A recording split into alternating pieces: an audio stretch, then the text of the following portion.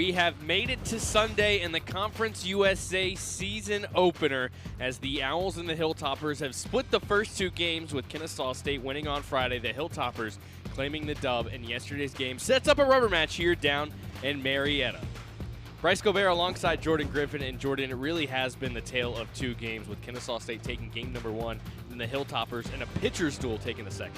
Yeah, who would have thought that was the game that we were going to get yesterday after the game before that? Western Kentucky, they won a redemption. They got a taste of it yesterday. A pitcher's duel, I mean, that was as good as you could expect from Western Kentucky. Gets a potent Kennesaw State lineup. We'll look at what the pitchers were able to do yesterday, and starting with Drew Whalen, who threw a season-high 97 pitches with 6 strikeouts. He was incredibly sharp, and what he was doing, Bryce, is he was mixing his speeds, and the off-speed was working. You see the down and away, swing and miss stuff. This was as good of a start as you could expect from the right-hander. Walked off to a very well-deserved standing ovation, and the offense for the Hilltoppers also added on to what was a great day, a 422-foot bomb from the local Marietta kid, Ryan Weidman, and then Ethan Lizama goes yard with a 418-foot moonshot.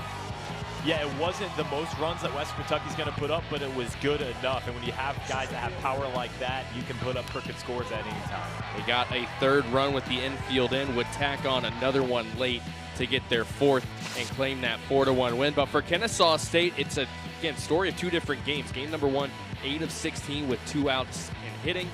Game number 2, you're leaving 12 guys on base. Well, leaving 12 guys on base, 11 guys on base isn't great either, Bryce, but when you score 9 runs, it kind of washes that out. But 12 runs yesterday, they're obviously going to need a little bit more. The 2 outs, it's tough to always live on 2-out hitting. They weren't able to do it yesterday, but that sets up an awful interesting game on this one. Can't wait. That it does. It's coming up here next, the Hilltoppers and the Owls in the rubber match down in Marietta. It's coming up next on ESPN+. Here's the order that head coach Mark Raridan and the Western Kentucky Hilltoppers are going to be rolling with to start off game number 3. Carlos Vasquez, Ethan Lizama, Ryan Weidman. Solid days yesterday. 3 RBIs from the top 3 guys in the order. Yeah, you know what? They're a problem. I mean, Lizama, this is a guy that is really supporting Ryan Weidman in this season. He doesn't get maybe the recognition that a guy like Weidman because of the numbers, but boy, this guy is essential to this lineup. And for Kennesaw State, it will be the senior Smith Penson getting the start today for the Owls, making his first start of the season.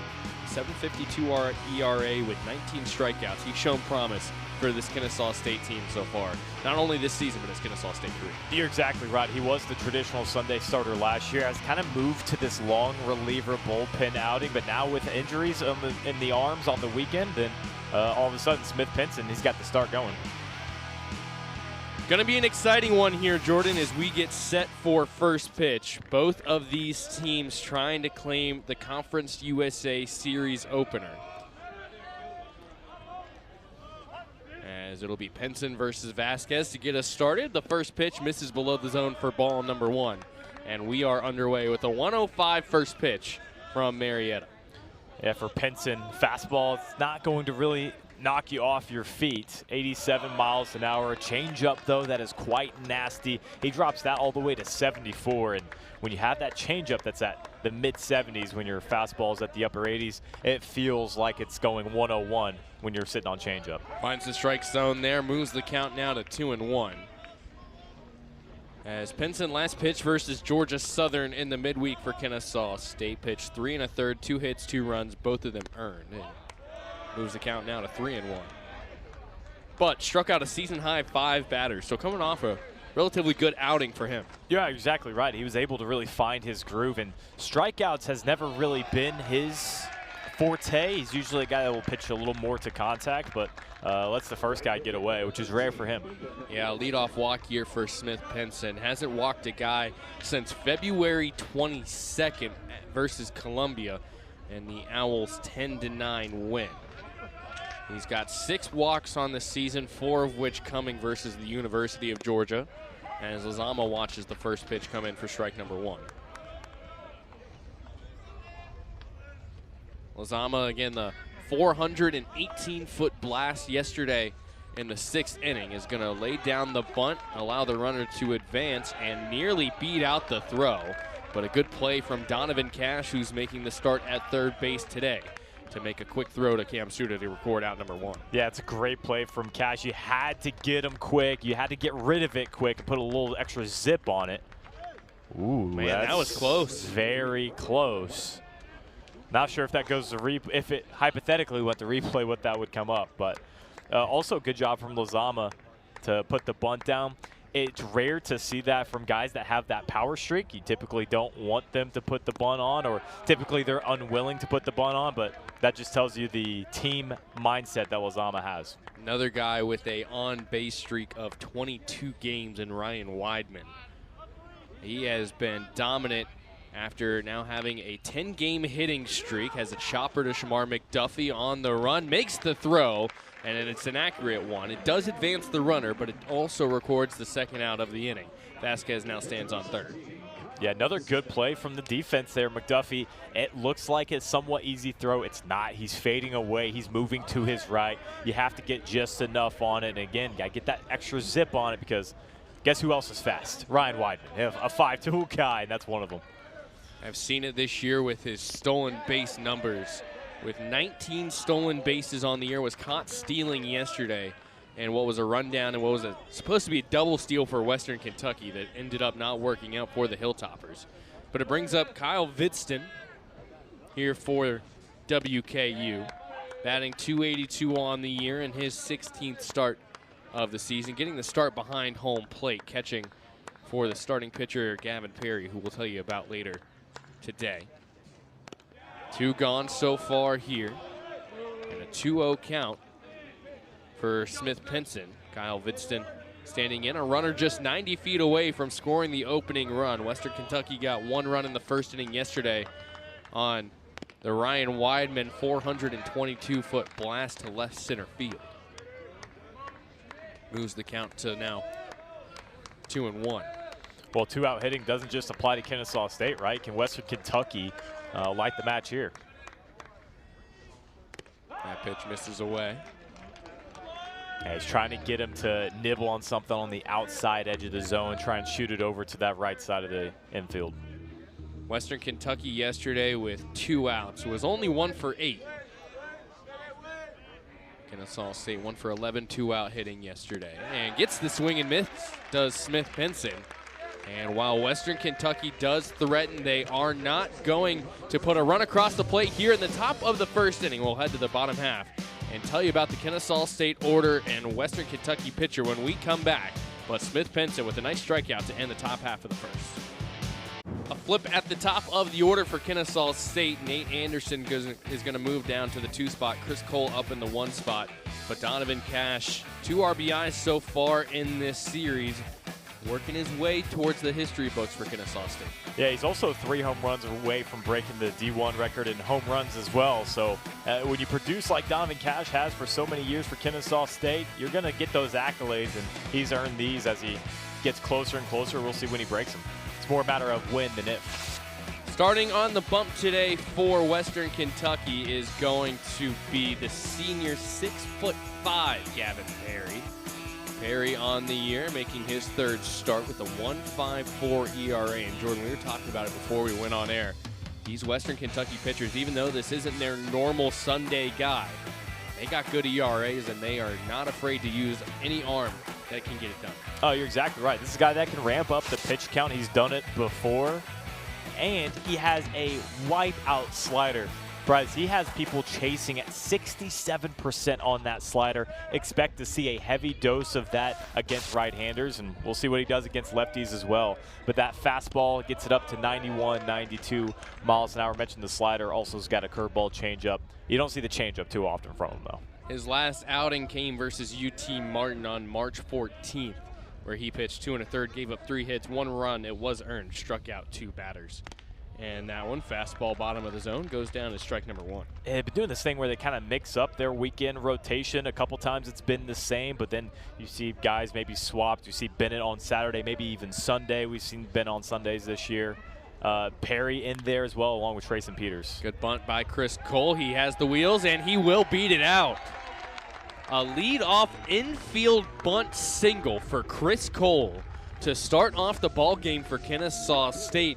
And you got to think that the Owls are going to try and get aggressive here early, not scoring their first run of the game until the 8th inning yesterday, or 9th inning, excuse me.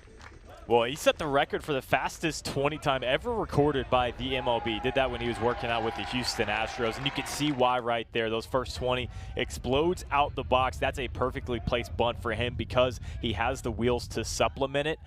Perfect job from Chris Cole, a guy who wasn't necessarily a great bunter early on, and there he goes again. Runner goes, throws off the mark and into the infield, and just like that, 3 pitches into the game as Cole thought about rounding 3. A runner already on third base with nobody out for Kennesaw State. Wreaking havoc. I mentioned it yesterday. Well, he's finally doing it today. He even thought about, hey, should I take this one all the way around, take this one home?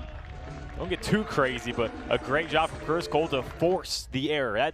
Don't get me wrong, that is a forced error from the catcher right there, knowing he has to put it right there on a dime. His team-leading 13th stolen base of the season as Anderson a line out to first to record the first out of the bottom half of the inning. Certainly not what you wanted right there. Got jammed up on the inside. He did that to Chris Cole, even though he bunted for a single on his first one. Seems to go inside with the fastball to lefties right now. Brings up Donovan Cash, who so far in game number 1 had a really solid day. Started out 3 for 3, ended his day with a couple of strikeouts in that first game versus Western Kentucky on Friday. Game number 2 did not see as much success until later on. Ended the game with 2 singles, ended up being 2 for 5.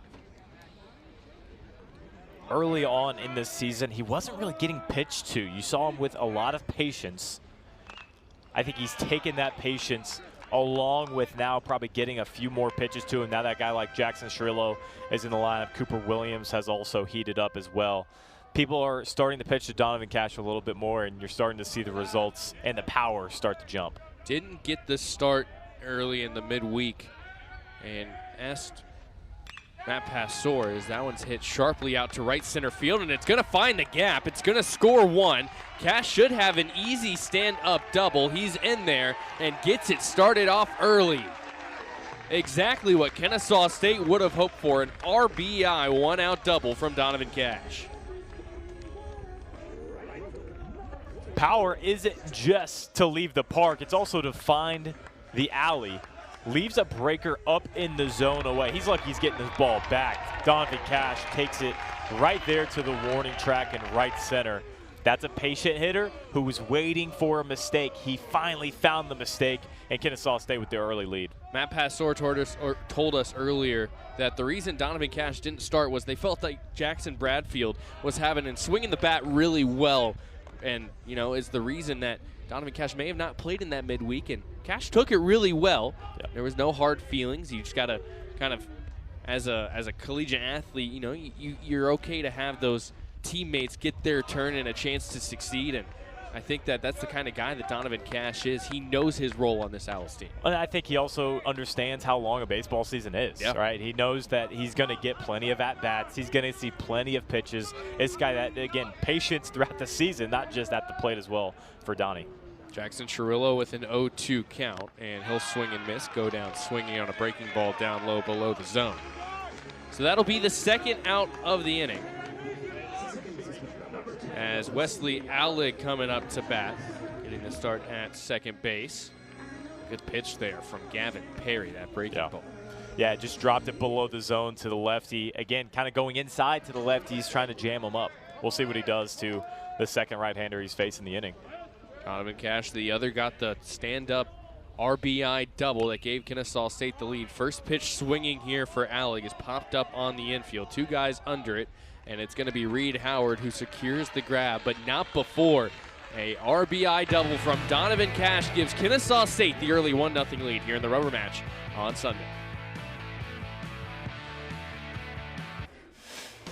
Coming into the weekend, Jordan, we talked about on Friday how this was a story of 2 different teams, with Western Kentucky coming in after their best start in program history, 20-1. Kennesaw State was trying to just find who they were.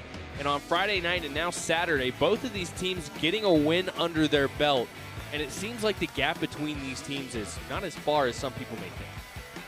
that's baseball. I think you look at the resumes. Sure, they don't technically match up when you look at the records, but Kennesaw State played a little more difficult schedule. You can see the RPI right there. Again, that's no offense to Western Kentucky, the schedule they've played. You've earned those 21 wins. Believe me, they have been fantastic this year no matter who you play.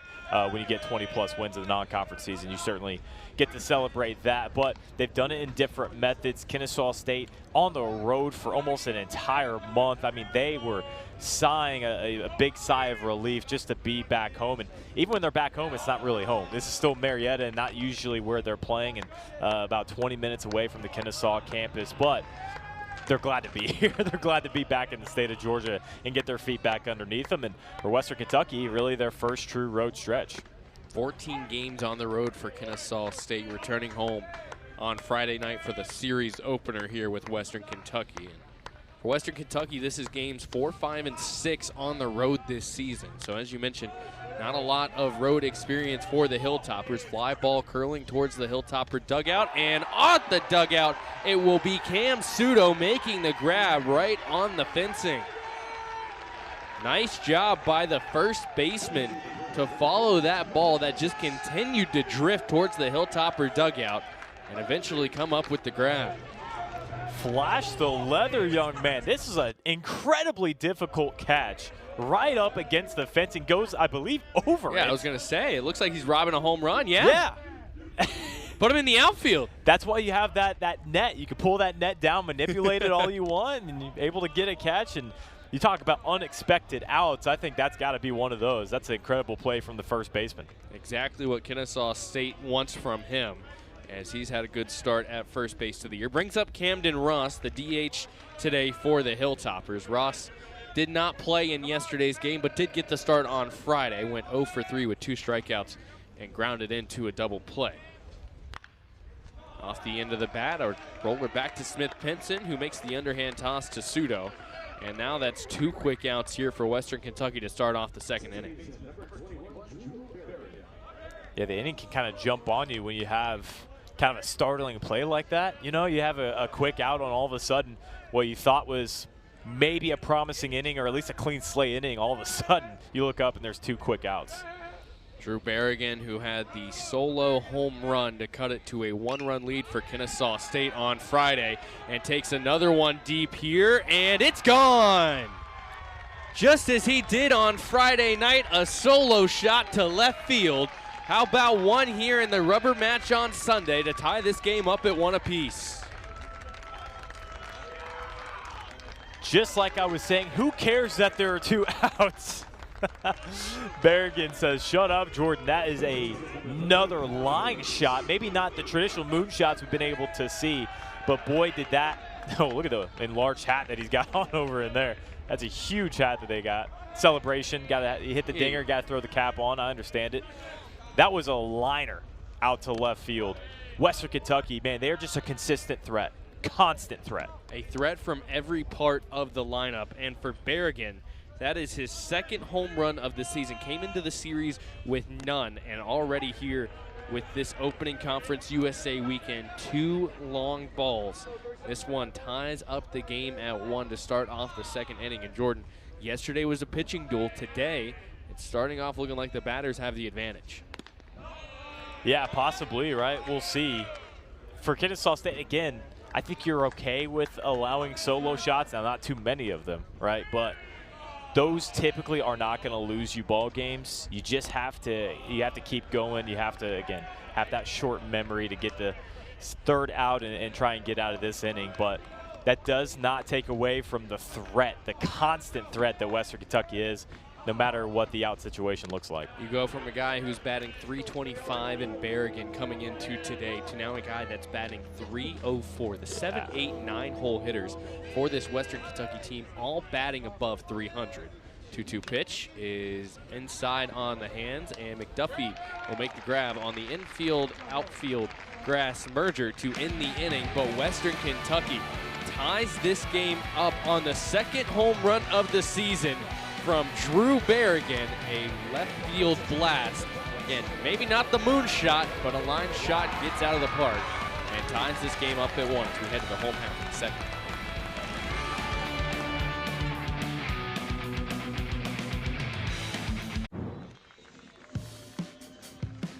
Western Kentucky has found their man that they want running their baseball program.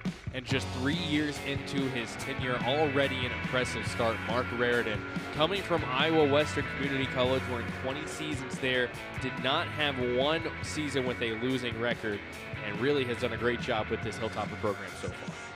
He's building something special here, and you can see it in Conference USA. They're going to be toward the top of Conference USA when it's all said and done. And, you know, when we talked to him, my favorite thing that he spoke about was the change that he's had to make as a coach. He said, I've had to change more in the last 3 seasons, he goes, than any of the last 10 that I've been a head coach. And it wasn't necessarily, you kind of hear that and you immediately think, okay, well, transfer portal, NIL, all that exterior stuff.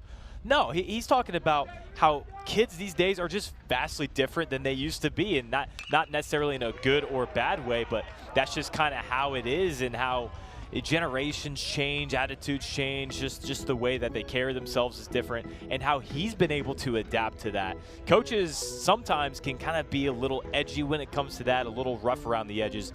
Not Coach Raridan. He has really leaned into it. He's been able to adjust, which is, I think, one of the most complimentary aspects that you can have as a coach. The last 2 seasons have only lost 2 kids to the transfer portal. Told us that he's not trying to be a player's coach, yet you know, it's been a learning moment to try and learn how to work with these kids and trying to keep these players around with a lot of moving parts as Bradfield hits a chopper over towards short. Reed Howard will have an inaccurate throw, and Kyle Hayes unable to apply the tag. So Bradfield is going to be able to reach safely to first base on an errant throw.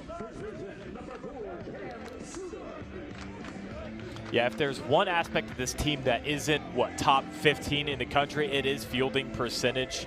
They have had 2 shortstop this year. Berrigan was the initial shortstop to start the season. Now it's been Howard. That throw just goes right. And you can tell when it leaves his hand, that's got way too much loft, way too much arc to it. Maybe they apply a tag on the way through. I didn't get to see it, but E6 is not how you want to start the inning for a usual ground out. And, you know, Jordan, I'll tell you what, I'm not all that certain that Bradfield would touch that first base bag. It looked very close while he was trying to avoid the throw. Not going to have a throw over, and it's already been done now. They've already pitched here to Cam Suda, so they can't contest it anymore. But I'm not sure that he touched that first base bag. It was a tough look. 0-1 throw is going to go back to first, in which Bradfield's going to be back in there safely. I stand corrected. They haven't scored as a single.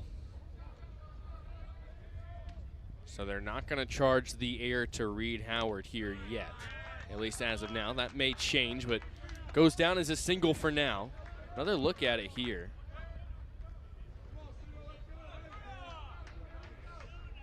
And hard to tell quite from that angle to see if he touched the bag.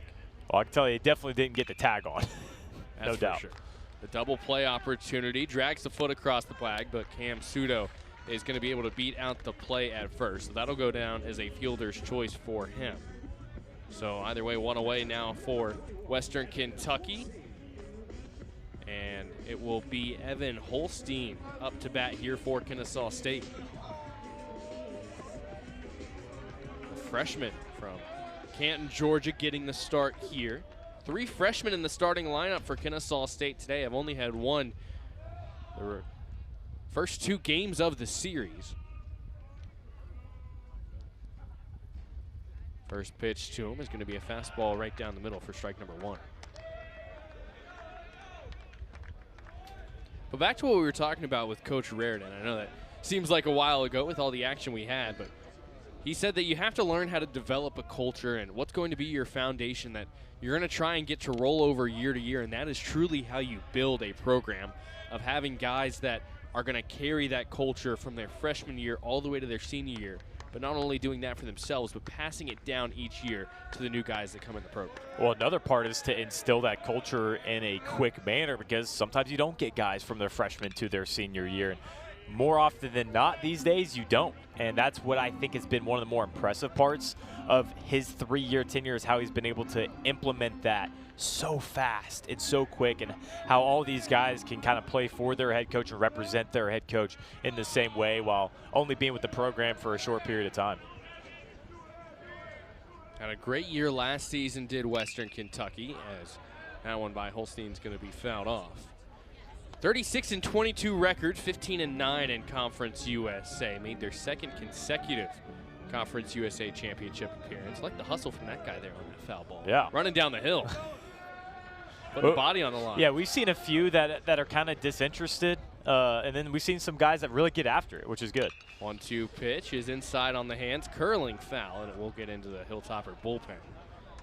And Holstein will return to the plate to try it again. Note that's the third, maybe fourth foul ball toward that right side. So we'll see if Holstein kind of adjusts and maybe turns his hip on the next one. Righty-righty matchup, and maybe possibly see the slider here that has been so lethal for Gavin Perry this season. Maybe he's sitting slider. We'll have to see. 1-2 pitch on the way here from Gavin Perry. Off speed, up top in the zone, fouled off. And I think that one maybe got hung up there a little bit, not the spot that Perry would have wanted.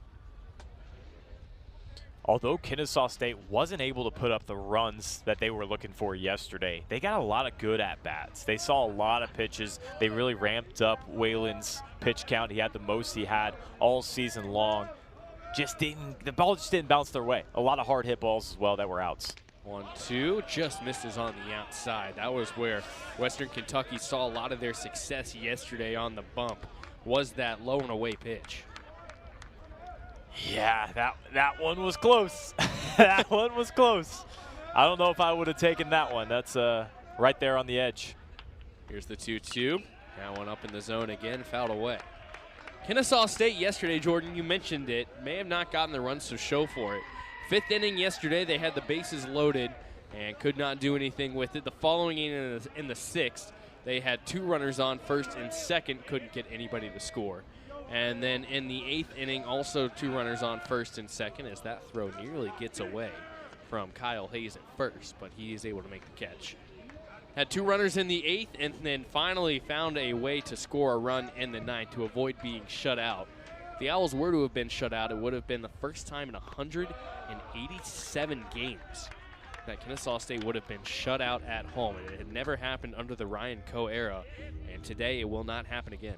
Yeah, most coaches don't believe in the silver lining, but if there was a silver lining, it's that no donuts at home continues for Kennesaw. 9th pitch of the at-bat, and that one's going to be hit into left field. Holstein, as that one's going to slide it, or past Dylan O'Connell. It's going to score a run in Cam Sudo. The runner's going to hold up at second, and it's going to be an RBI double from the freshman, Evan Holstein.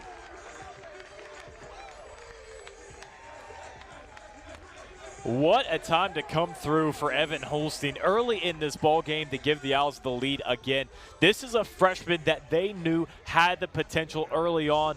Early in this season, he would start at DH. For a freshman, for you to be willing to give your DH spot to a freshman catcher, no less, in the 5 and 6 hole early in the season, he scuffled after that, but now he's really starting to put things together. A freshman that's getting better with each and every at-bat. That was his best at-bat of the season so far, in my opinion. Did a great job fouling off breaking balls, fastballs, a high chopper as McDuffie's going to try and beat out the throw, but not going to be able to at first base. But fouled off multiple pitches, whether it was the fastball, the breaking ball. Had a good eye for the baseball coming out of Gavin Perry's hands and ends up converting. Gets a little bit of help there from Dylan O'Connell sliding past that ball in left field. But nonetheless, a 1-out RBI double for Evan Holstein, and the Owls back up to the top of the order.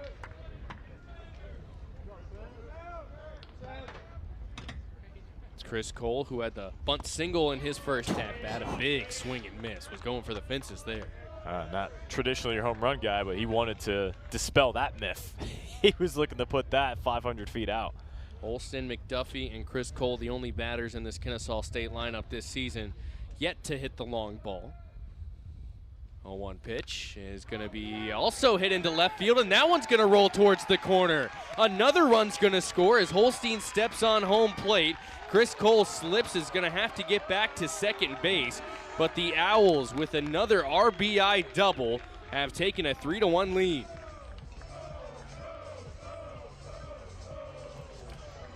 This guy's a hitting machine. It doesn't matter. Inside, outside, that's the outside swing. Takes it to the opposite field right there at the line. Somehow the helmet always jiggles around but doesn't fall off for Chris Cole. I think we need a new fitting for him and gets Evan Holstein to get the wheels going. And Kennesaw State stringing together 2-out hits. We mentioned it.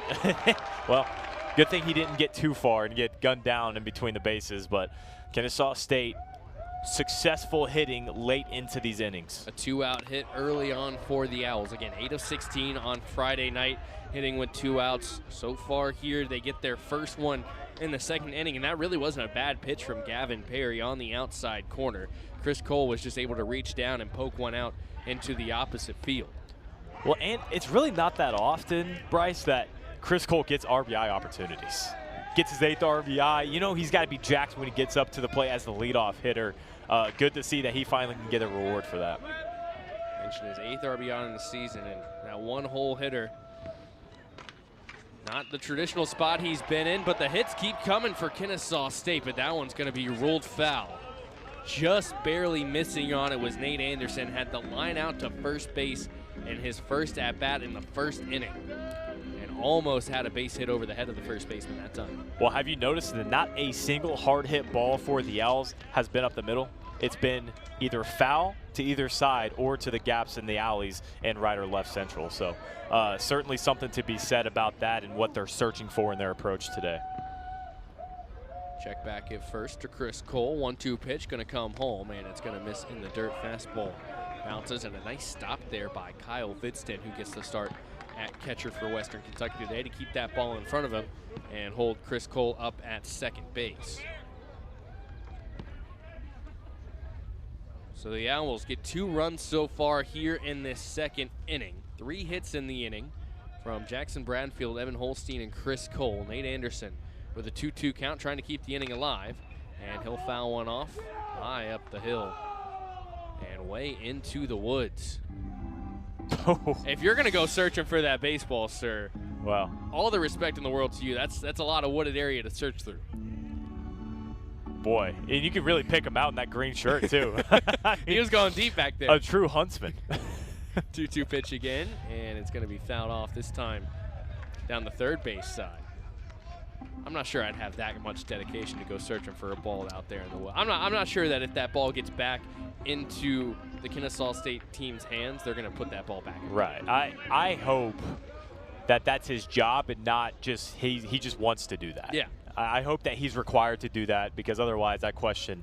It's just weird. It's just weird. I mean, that's a lot of dedication. 2-2 from Nate Anderson is popped up high, and a long run from Drew Berrigan, but it's ended up going to be Ryan Weidman who comes in from center field to make the grab.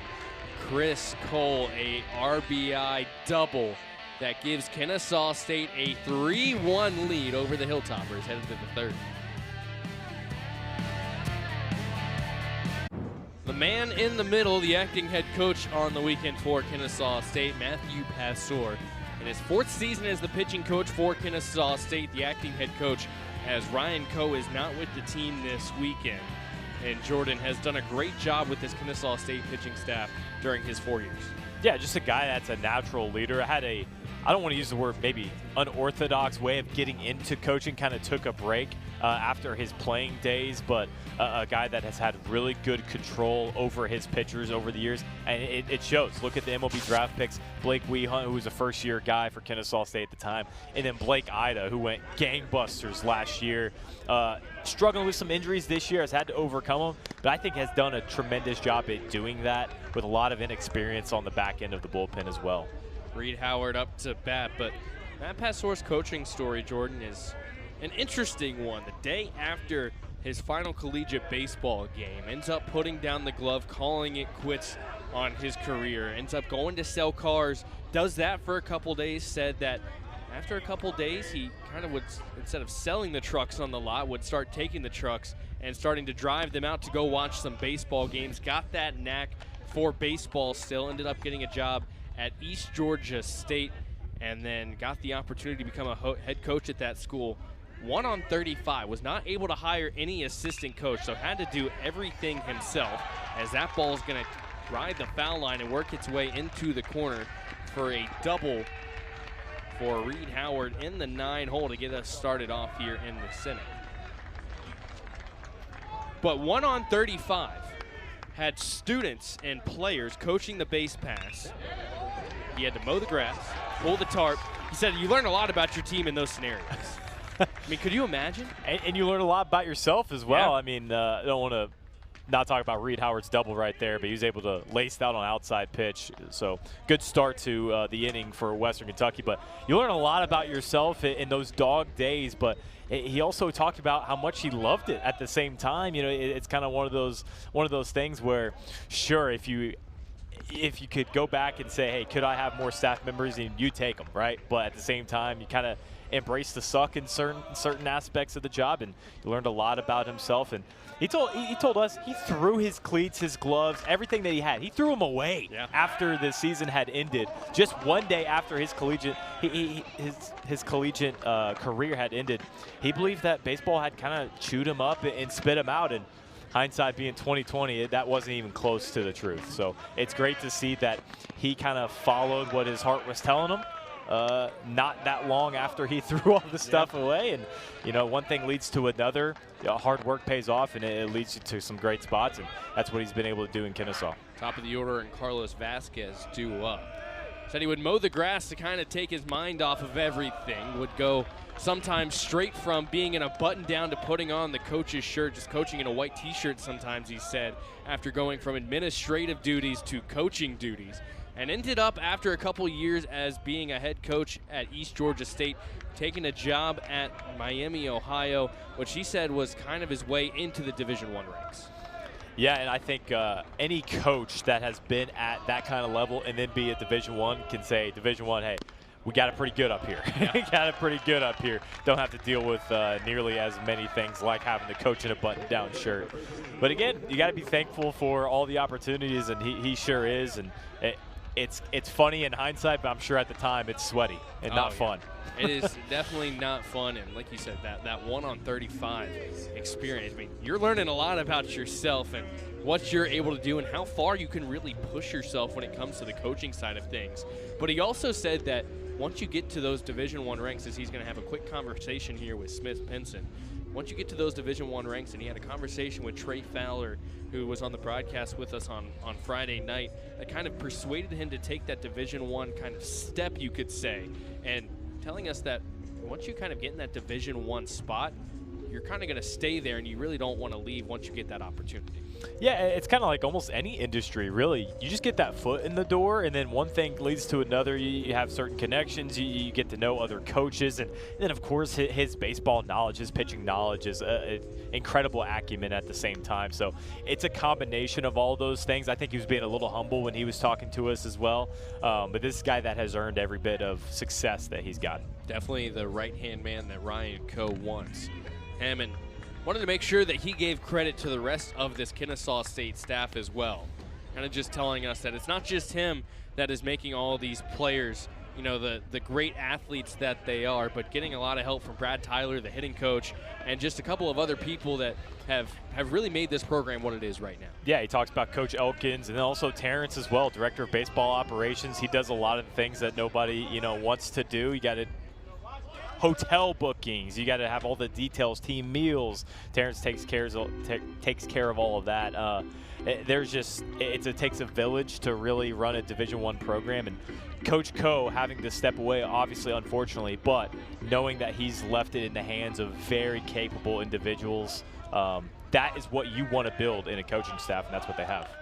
Laying down the bunt is going to be Ethan Lizama. The throw is not going to come, as it was a slip from Smith Pinson trying to field it. Covering the bag was going to be Wesley Allig for Kennesaw State, but after the second walk of the day issued to Carlos Vasquez, Lizama with the bunt is going to end up reaching and load the bases for the Hilltoppers with nobody out. Yeah, in the midst of this story, Western Kentucky has all of a sudden loaded the bases. You can see just on his heels sliding forward, Smith Pinson couldn't get the throw off. So all of a sudden, you got some big problems for your Kennesaw State. Nowhere to put the hard-hitting Ryan Weidman, as the first pitch to him is going to miss up top. Gives a little bit of a shimmy in that right-handed batter's box. Righty versus righty matchup. Ryan Weidman, the local Marietta kid, has had a good crowd behind his back, brought out a lot of family members, and he's going to poke one foul down the first base line. A long run, and actually, is that catch made? No, it is not. Cam Sudo with almost another brilliant catch in foul territory. Thought that one was getting way up further out of play than it did. Well, you can see his homecoming, and entering this series, 489, led the NCAA in hits with 44. Top 10 in all of those categories, has had a great start to this 2025 season. Graduated from Walton High School, 8 minutes from Walter Kelly Field. I mean, talk about proximity, and probably want to have a bit of a revenge game, and almost right there falling in fair territory. But this is a guy that was obviously heavily recruited out of Georgia Highlands because of the numbers that he's put up. This guy's done nothing but have incredible numbers his entire career. Seen it so far, and we talked about it with Kennesaw State, really none of these teams, or either of these teams rather, have had hard hit balls up the middle. A lot of balls hit up the lines for both of these sides. Yeah, both pitchers have been working the edges with their off-speed stuff, so that allows the guys to wait a little bit, kind of sit in the back of the box and try and shoot it the other way. Gets the swing and miss strikeout there on Ryan Weidman. Or I guess not a strikeout there on Weidman. That was only the second strike of the at-bat. Count wrong. Sir might be calling that one a foul ball, so that is not the strikeout. I was going to say, I'm pretty sure we had the count right. I think they called that a foul ball. Try the 1-2 again, and gets the strikeout this time. Smith Pinson blows it right past him up high in the zone to record out number one, and what's a massive out to get the hot Ryan Weidman out. And that's not typically Smith Pinson's strikeout pitch. The high heat, the high cheddar up and in, that's not where he's going, and that's where he least expected it, and that's why he went to the spot and got the result. Went with the ball in the dirt, changes the eye level, goes up high. Now it brings up Kyle Vidston. As Smith Pinson just misses on the outside corner. Vidston with a strikeout, swinging his first at-bat in the first inning. Western Kentucky threatening right now on this Kennesaw State team, who currently has a 2-run lead. Another off-speed pitch misses below the zone.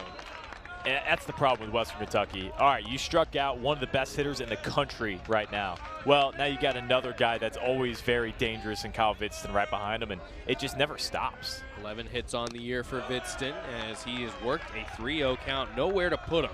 A walk would score a run, which would put Reed Howard scoring the run for Western Kentucky. Would move Carlos Vasquez over to third, Lazama to second. Smith Pinson's 3-0, able to find the zone. We'll see what he goes with here. Has not gotten Vidston to bite on that breaking ball below the zone. 3-1. Going to go right back in the zone. You could say he maybe hung that one a little bit, but I think Vidston was watching that one in all the way. No, I think that's a good get-me-over breaking ball for Smith Pinson. You got to make him hit it. Obviously got to fill up the zone here. We'll see what the strikeout pitch looks like. Full count pitch upcoming here for the senior. Kicks and fires. And it's going to be fouled off. Went with the heater up in the zone again. It worked for Ryan Weidman, so I guess it's got to work for everybody else, right? I mean, you get one of the best hitters in the NCAA out with a high fastball. Why not try and go back to it? I don't think baseball math quite works that way, but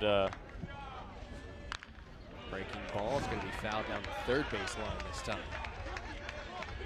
So we went with fastball up in the zone, then a breaking ball on the inside that gets fouled away. Good at bat here from Kyle Vidston.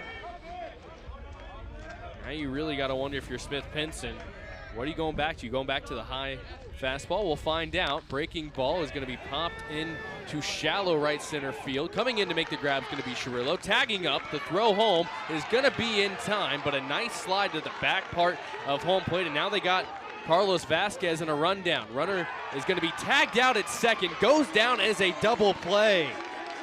So Western Kentucky going to get one run across the plate, but the Owls, courtesy of some Western Kentucky issues on the base pass, going to get the second out and third out of the inning. Varsity. Wild end to the top half of the third inning for Western Kentucky. It was a fly ball, pretty routine here for Cirillo. A long run. Throws it home. Tag, not a fly. And then as Vasquez was on his way to third, realized he was going to be out if he got there. And then gets caught in a little bit of a pickle, in which the throw is going to be made to get the out at second base. Just really weird there for Western Kentucky. Yeah, we've had some weird scoring plays in the last couple of games, haven't we? But I'll tell you who makes this play here, Bryce, and it's Evan Holstein. He plays that to a T. That's exactly how they teach it in fall ball. You are going to advance. You're going to force that runner to make a decision, because if you get caught up, he's waiting for you to make a mistake to throw it one way or another, and that's going to be his decision. Take that decision away. No, you're going to go back to second base, or else I'm going to tag you up the line. That is a great job by a freshman catcher to secure the second out, and who knows, maybe Kennesaw doesn't stop the bleeding right there. Yep. That's a huge out for Evan Holstein. Great job. 9-2-9 on the putout as Cirillo comes in to get the tag at second base. Not often that you see that. I didn't even notice that. Yeah, Cirillo was the one who applied the tag at second base, as Donovan Cash, the first pitch he sees is a fastball that misses above the zone. You know, just a traditional 9-2-9. Just your, I mean, that's. There was one we saw yesterday. I don't think I wrote it down, but I think it was like a 1-3-6. I can't remember. You have it written down. Maybe I do. Usually I'm not that detailed. Let's see. Yeah, just a 1-6-3 from the pitcher getting hit was one of them. Oh yeah. But there were a few in there. I don't think I wrote them down either. Donovan Cash lasers one into the right center field gap, and he'll have another extra base hit. Donovan Cash, his second double of the day. Yeah, how about that yesterday? We have this hit from Donovan Cash, a great piece of hitting to get into the right center field gap, but a ball that hits off the pitcher over to the shortstop, throw over to third or first. Well, Donovan Cash is really starting to find his stroke, and to the opposite field. That's always a great indicator of a guy that's on the precipice of a white-hot hitting streak. Can they hit with power to the opposite field? Donnie's always had that ability, but now you're starting to see it as a recurring theme here in the last, I don't know, call it 10 at-bats. Gonna have a quick talk on the mound here for Gavin Perry. Donovan Cash came in tied for the team lead in doubles with 6. His 2 today push him out in front. He now leads his Kennesaw State team with 8 doubles. Chris Cole got a double as well. That was his 5th of the season. But similar to what we saw on Friday night for this Kennesaw State team, have not had a lot of just 1, 2, 3 innings. They've sent multiple guys, or at least more than 3 guys to the plate, and a lot of innings in this series. As you look at how close Donovan Cash is with that RBI today, moves to 147 RBIs, now just 4 away from tying, 5 away from breaking the Kennesaw State record. Yeah, the Division I program record. There are some other records that are pretty far out there, but he has really been able to make a difference for this team ever since he stepped on campus day one. ASUN Freshman of the Year. This is a guy that burst onto the scene for Kennesaw State and was one of the best hitters on a team that had Josh Hatcher, Tyler Sott. Like, they were a star-studded group. And since then, he's been able to carry that momentum. Looking for another breakout year this season. And, again, I think it's a matter of when these records break and not if. So he's actually 148 RBIs, that graphic, entering today. So now he's only 3 away from tying, 4 RBIs away from breaking the record. As we have a new arm into the game here for Western Kentucky, it'll be Lucas Littoral, the left-handed pitcher, stands in at 6'5", the junior from Wisconsin. And you see what he's been able to do this season in 7 appearances, a 4.63 ERA. And you could say one of the more normal ERAs on this Western Kentucky team with all the low ERAs that they have. Came into the series second best ERA in the nation. Yeah, second best in the nation and by far the best ERA when it comes to Conference USA. And I think that's going to be something that's going to continue throughout the entire season for them. But, the lefty, About 90 to 91 is going to be his arsenal for the fastball. He throws it 60% of the time. His strikeout pitch is going to be that slider. He gets guys chasing at that 50% clip. Also has a cutter, but that is a drastic change in speed. 83 miles per hour on the cutter, and those are primarily his 3-pitch mix. 41 pitches for Gavin Perry marks his second shortest outing of the year. His shortest since Eastern Kentucky on February 25th. Had not officially closed the book, with Donovan Cash being, or rather him being responsible for Donovan Cash on second base. It'll bring up Jackson Cirillo, who had a strikeout in his first at-bat. But Cirillo is a guy that Kennesaw State is just happy to have back in the lineup and fully healthy. He changes a lot for the Owls. Not only does he lengthen the lineup, and you can kind of put him anywhere. I think Jackson Cirillo could be a phenomenal hitter no matter where you put him at in the lineup. He seems to be around right now the 4 to 7 range, but also a tremendous fielder who's got a rocket of an arm in right field as well. Swing and a miss there from Jackson Cirillo. Quick note on Donovan Cash. All 3 games of this series have been multi-hit games. 3 hits in the first game for Cash, 2 in yesterday's meeting with the Hilltoppers, and another 2 today, both of them being doubles, with Cirillo in a 1-1 count, and takes a pitch right below the zone to move the count to 2-1.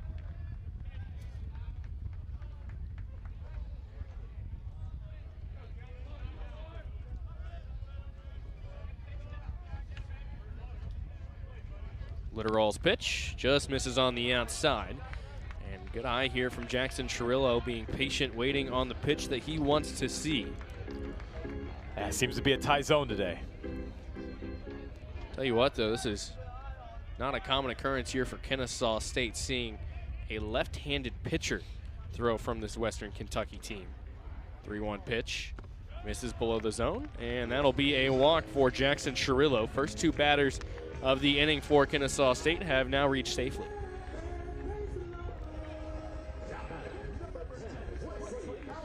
We'll bring up Wesley Allig, who had a good game in game number 1.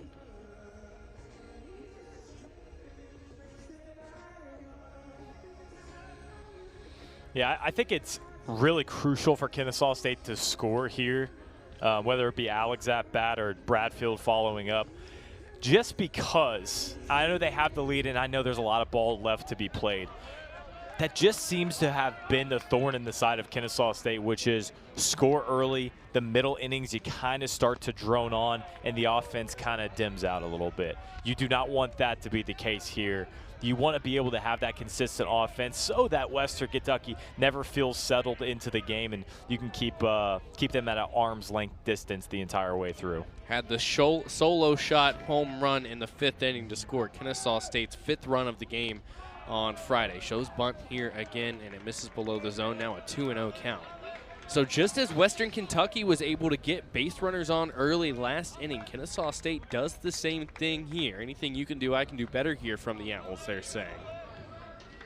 Trying to get Allig on, has the advantage in the count, 2-0. Swings at it and hits it down the third baseline. It'll roll all the way to the corner. Cash is going to score. The runner's going to come around third. It'll be a 2 RBI double for Wesley Allig, and the Owls extend their lead to 3.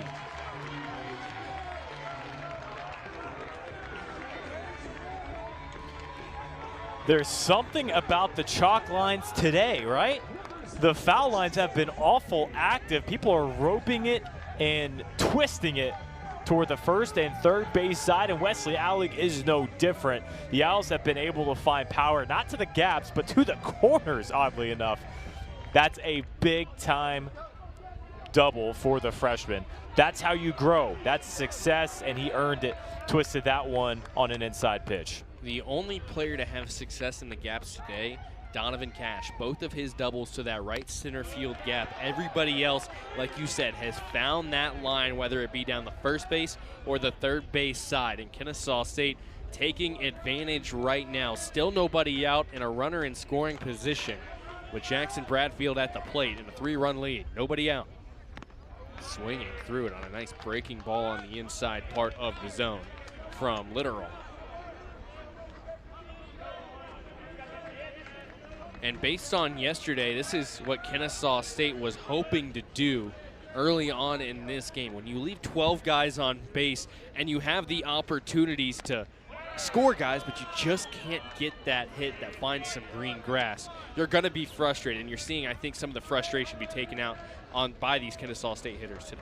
Yeah, well, they didn't save enough runs for the Saturday game after winning on Friday, right? You score 9 and then you come out and can only get 1. All of a sudden, it's a brand new game. And it's also incredibly important to have urgency early in the conference season, because I think Western Kentucky and Kennesaw State, although the records might not match up right now, I think when it's all said and done in Conference USA play, they're going to be pretty close to each other. And you want to have that 2-1 advantage going into maybe some tiebreakers. Western Kentucky picked 3rd in Conference USA to finish in that 3rd spot, and for Kennesaw State in their first season in Conference USA, picked to finish in the 6th spot. So about middle part of the Conference USA field of play. Dallas Baptist picked to finish 1st, and Louisiana Tech the only other 2 teams ahead of Western Kentucky, with Sam Houston and Liberty in between the 2 of Western Kentucky and Kennesaw State.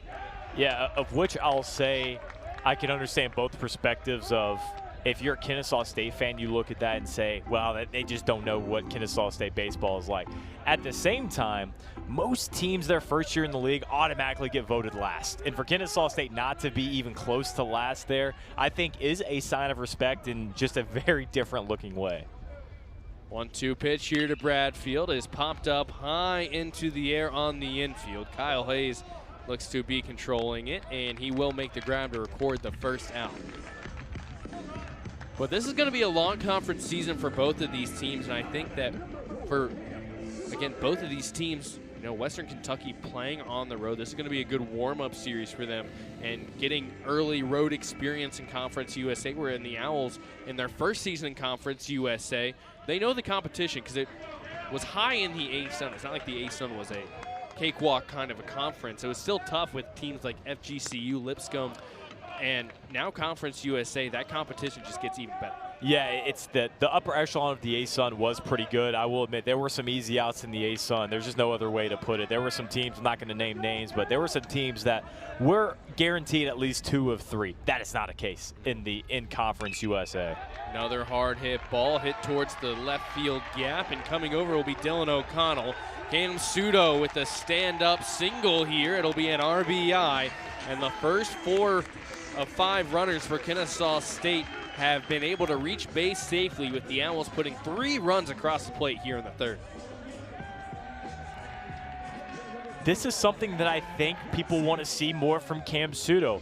Everyone knows you got the pop, you have the power. Can you shorten it up and just be a situational hitter?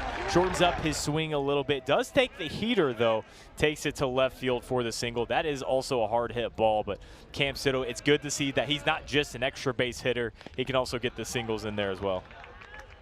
For Cam Sudo, his 12th RBI on the season. That currently has him tied for 3rd in this Kennesaw State lineup. That is starting here today. 6-2 advantage for the Owls with Evan Holstein at the plate.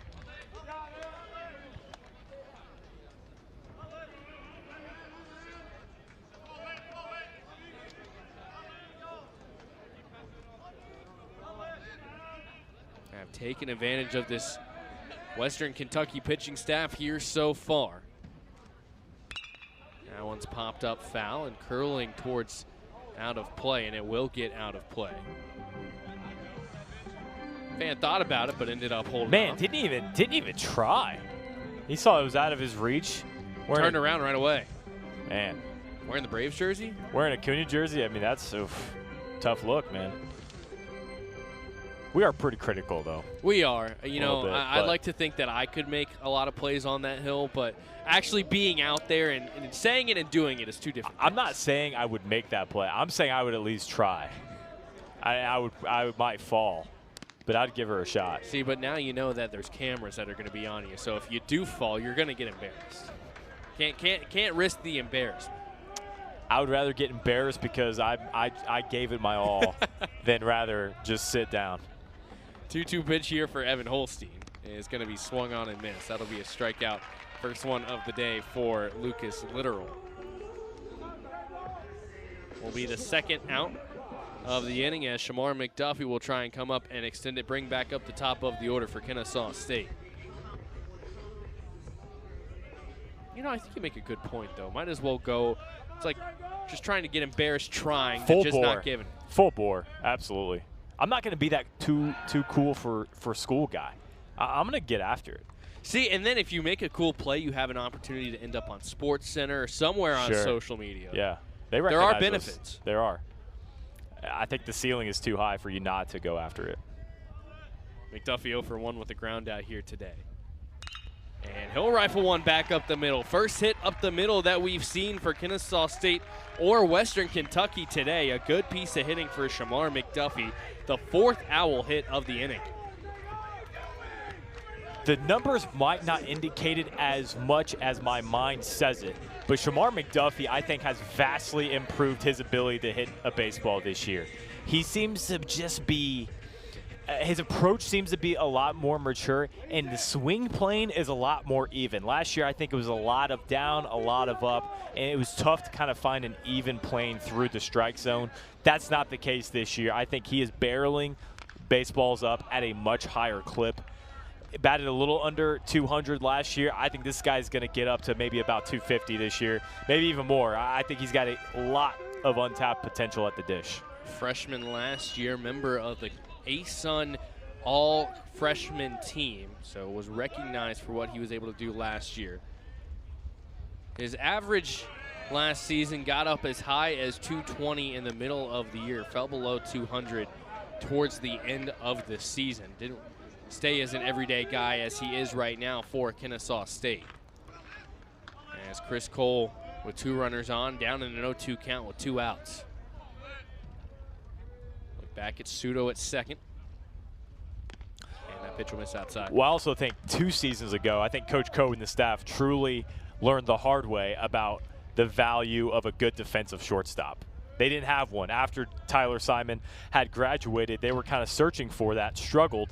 They find Shamar McDuffie, and I don't think they'll ever look back as long as McDuffie has that Owl uniform on. Not only has he taken steps in his game offensively, but defensively, like you said, has just been exactly the kind of guy that this coaching staff was looking for to fill that gap after Tyler Simon had left. And that's some hard shoes to fill with what he was able to do in an Owl uniform. 2-2 pitch. Catches the inside corner for Chris Cole, and he will go down looking, but Kennesaw State responds after a threat from Western Kentucky.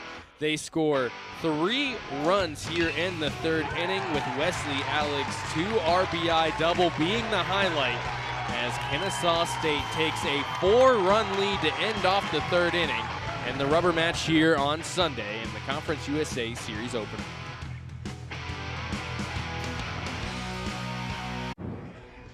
Southern Polytech Alumni Day, as you take a look at the Owls throwback jerseys highlighting their 1994 and 1996 championship victories. Producer Sanders Sullivan had some members of his family. Mark Sanders V went to Southern Polytech. I had an uncle that went to Southern Polytech as well. And Jordan, it's cool that you're able to have these throwback and history kind of days for a collegiate program. Well, I mean, 2 separate things. I love the throwback uniforms, first of all, celebrating the NAIA national champions in 94 and the Division II national champions in 96.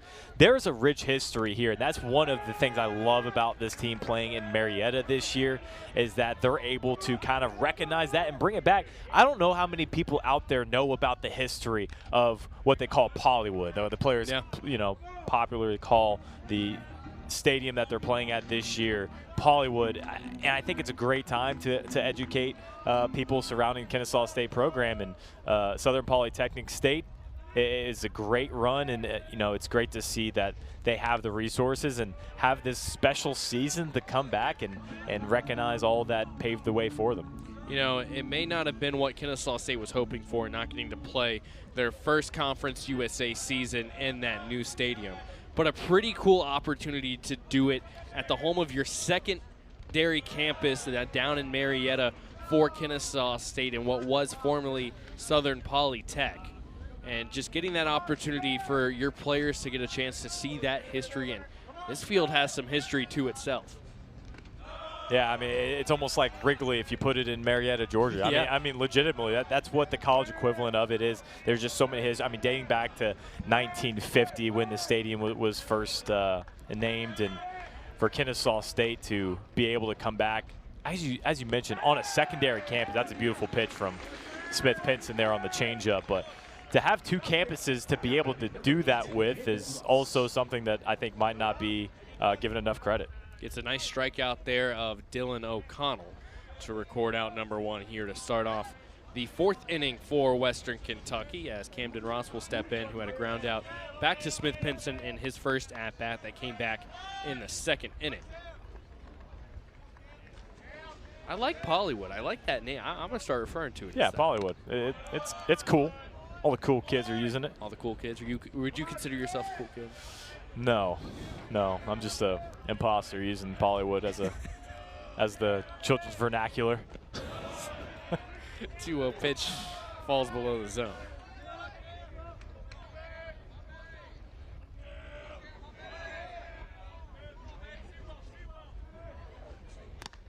Rides up and in, now 3-0, in danger of walking. It's just incredible the depth of this lineup for Western Kentucky as well, that Camden Ross, Division I MLB draft prospect in their top 150 rather, but he was number 96. This guy's just their casual 6-hole hitter. Yeah. You know, didn't play yesterday, plays today. I mean, played on Friday. Yeah, it's just can throw him in the lineup. Willy-nilly, they got talent everywhere. Thought he had the walk there. Smith Pinson does a nice job to run the count full, but another guy, 6-hole hitter, just casual 357 batting average. Just typical, what you see every day. Yeah. Run of the mill. 3-2, a strikeout pitch. What an at-bat there for Smith Pinson pitching-wise. Falls down 3-0, comes back with 3 straight strikes to record out number 2. He's done a great job of, first of all, finding the zone. He hasn't scuffled too much when it comes to letting guys get the free pass. Just 1 walk today, but he's done 2 walks today. He's done a great job at mixing speeds. Once again, he's not going to overpower you, but that fastball, when he gives you the off speeds, heavy dose of it early specifically, and then he hits you with that 87-mile-an-hour fastball, it feels like 94 because you are sitting on your back foot. You're used to 70s. All of a sudden, 87 jumps up on you. You're not ready for it, and it feels like Roger Clemens is throwing a fastball towards you because you're just not really prepared for it. And the fastball has really been successful for him today as well. He has thrown 2 fastballs back-to-back here in this at-bat to Drew Berrigan, who had the solo home run to get Western Kentucky's first run of the day. And was able to get 2 strikes on it, 1 watching and 1 being fouled off there by Berrigan. Well, now a 2-2 count here for Smith Pinson. And he'll miss another full count pitch upcoming here for the senior pitcher. It's going to be a big one because it's the same situation that happened last time. 2 quick outs and all of a sudden the solo bomb. 3-2. Fouls it off. 72nd pitch, that one from Smith Pinson. This will be 73. There's Kennesaw State with a 4-run lead after a 3-run bottom half of the 3rd. Berrigan battles that one off.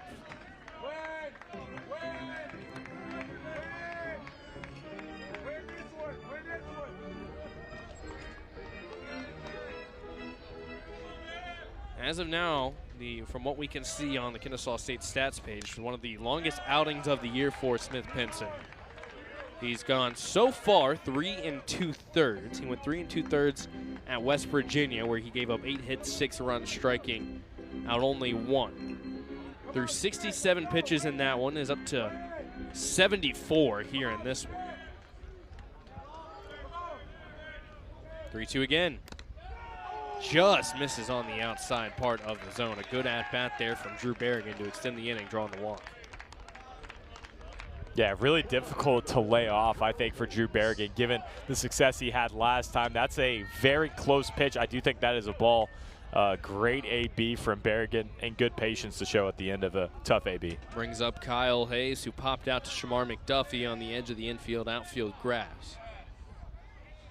First pitch to him is going to be a breaking ball in the dirt. They're going to make sure Berrigan stays. Nice job there by Holstein, who's been mentored really well by Aaron Posey behind home plate after losing Nick Hassan.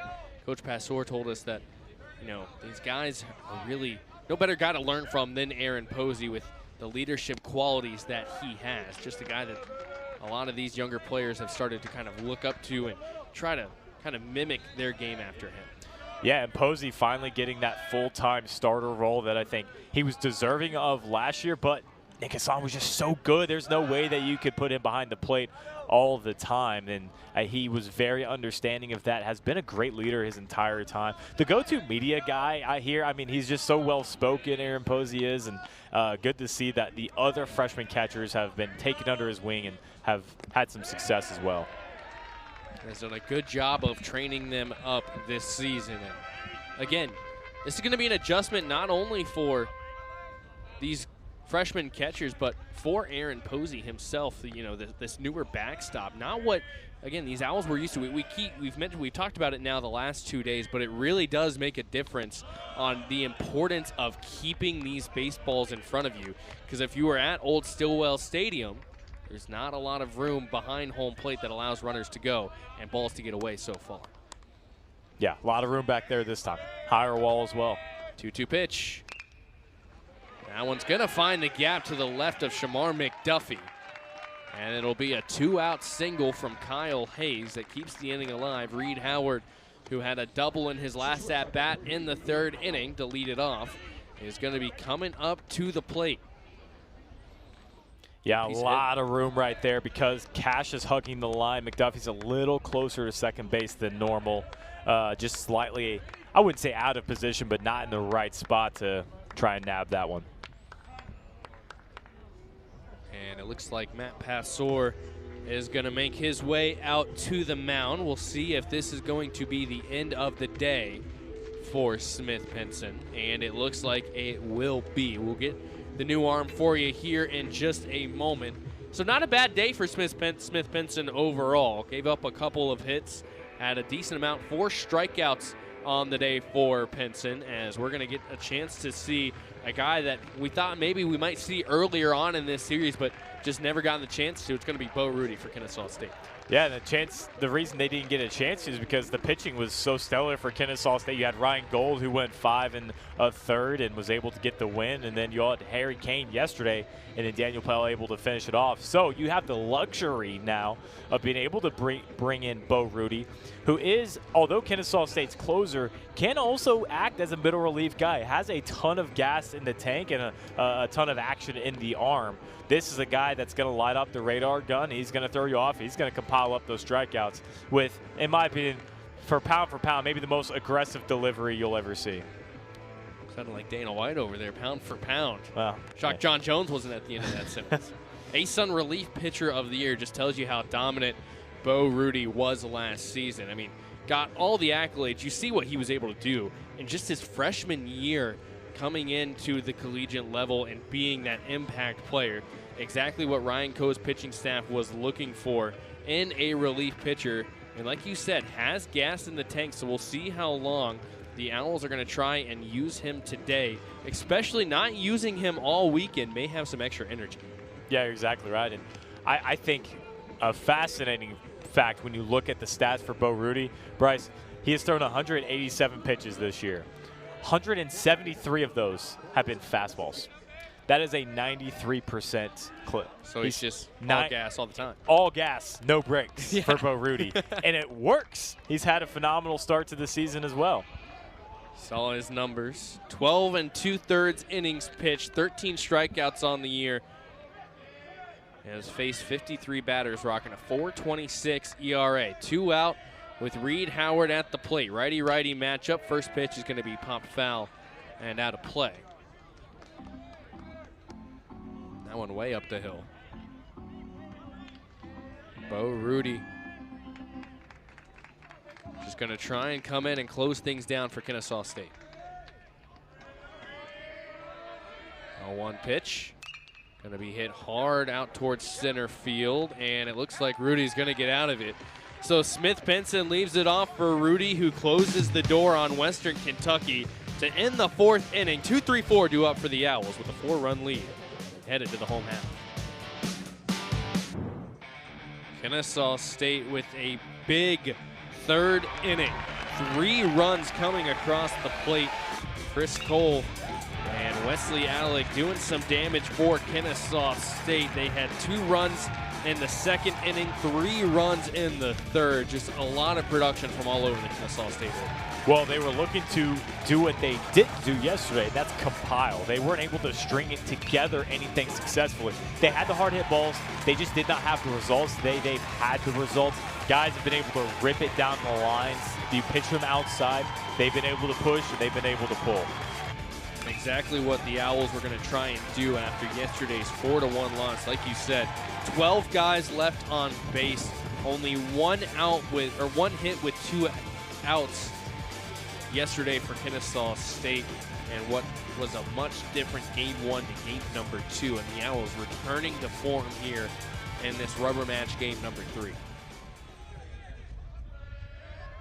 It'll be Nate Anderson to start things off as the Owls sent 8 batters to the plate in that 3rd inning. Starting off with Donovan Cash, ending with the 1-hole spot and Chris Cole. Nate Anderson 0 for 2 on the day with a line out and a fly out.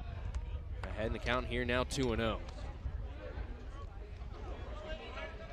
Anderson batting .263 on the year with 13 RBIs. 2-0 pitch. Misses low inside by his feet, and he'll have a 3-0 count. Have to think that he'll keep the bat on the shoulder, but has been a good leadoff hitter this year for Kennesaw State. Normally in that 1-hole spot, batting .357 in the leadoff spot of innings for Kennesaw State, and will draw a leadoff walk now for the Owls, which is exactly how they'll want to start the inning, with a base run. Yeah, I do like the idea of Chris Cole and Nate Anderson being 1-2 versus vice versa, just because I love Chris Cole as a leadoff hitter, and I really like Nate Anderson as a 2-hole guy. He's prototypical. He's got the balance, he's got the power, also has the speed and the patience. Donovan Cash was going to come up to bat, but will step off as we're going to have a quick conversation on the mound here for Western Kentucky.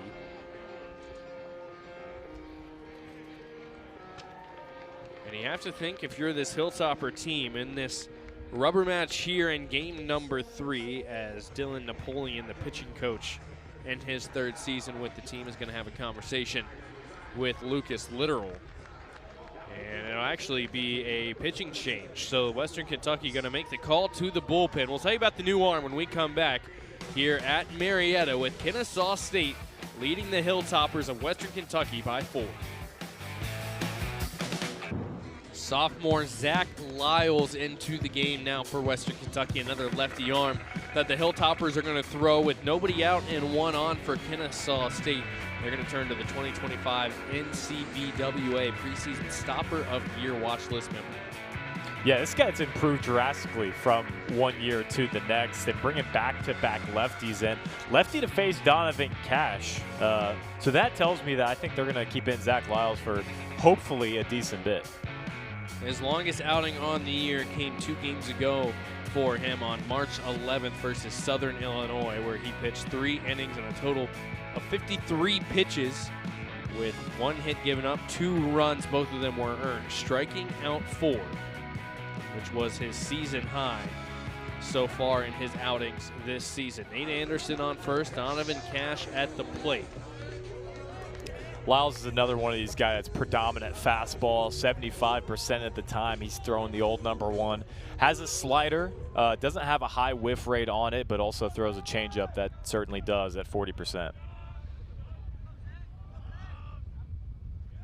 First pitch to Donovan Cash is going to be up high, stealing second base bag, and the ball getting away. It's going to be Nate Anderson, but he was not aware that that ball did not get into the outfield, and he is going to be out at third base. I think he thought that that ball was a lot further away than it actually was. Stayed in on the infield, and all Reed Howard had to do was chase him down and make the throw to third. Yeah, made the play easy. You're exactly right. He did not identify where that ball was. Didn't give the look to his third base coach, Brad Tyler. Took a shot to the helmet, it looks like. Make sure he touches the base, and again, just misidentified where that ball was. And unfortunately, you don't get credit for it. You get the stolen base, but you don't get any of the reward. So it'll go down as his 8th stolen base of the year for Nate Anderson, and it will be the first out with Donovan Cash still at the plate, and he'll take his first strike there on the inside, now 2-1. But you saw him at the end of that replay kind of look back and be like, well, how did that ball get there so fast? I think, like we said, just did not give that look to his third base coach to see if he had the green light to go ahead and advance. Well, when he initially took off, I thought that maybe he had recognized nobody was at third base, but the third base was well covered. So it is one gone, an unfortunate error there for Kennesaw State, but Western Kentucky is definitely going to try and capitalize. But Donovan Cash unloads a deep fly ball to left field, and you can't forget about it. Home run in his career, number 28 for Donovan Cash, and only one away from tying the record for Kennesaw State, who now leads by 5. Was wondering when we were going to see that hard hit ball from Donovan Cash, his 3rd hit of the day, the 2nd time in this series he's had 3 hits. That is what you call an absolute nuke. He knew it as soon as it left the bat. He's blowing a bubble going up first base. Are you kidding me? Donovan Cash, all-timer for Kennesaw State. He continues to pat that resume. Cannot get much cooler and more nonchalant than that. A bat flip while blowing a bubble running up to first base after sending one long gone, as the Owls have extended their lead again. This time it's out to 5. Jackson Cirillo, who drew a walk and scored in his last at-bat, now at the plate. But you think about it for Kennesaw State, really Western Kentucky the one who catches a break the most out of that, as this will be the 2nd out of the inning on the old 3U. But if Nate Anderson is able to stay on second base, that's a 2-run shot.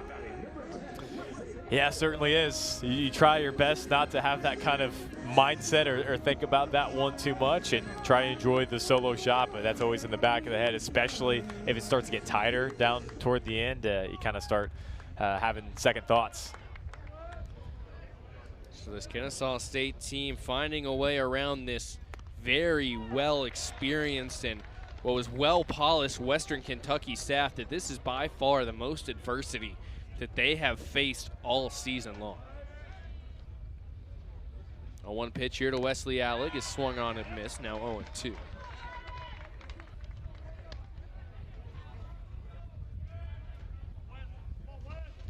Zach Lyles will reset, deliver the 0-2 pitch here to Wesley Allig. And that one's going to be popped foul and out of play, up on the hill and way into the woods again.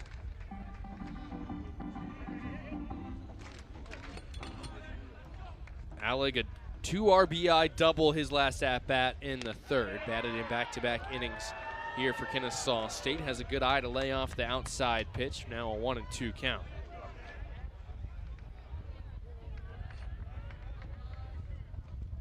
One, 2. Popped up high into the air, drifting towards the right side foul line, and a long run made by Ethan Lozama to secure the 3rd out of the inning. But Donovan Cash, a moonshot to left field, his 28th of his career, blows a bubble on his way to first and extends the Owls' lead to 5 over the Hilltoppers in game number 3 in the Conference USA season opener.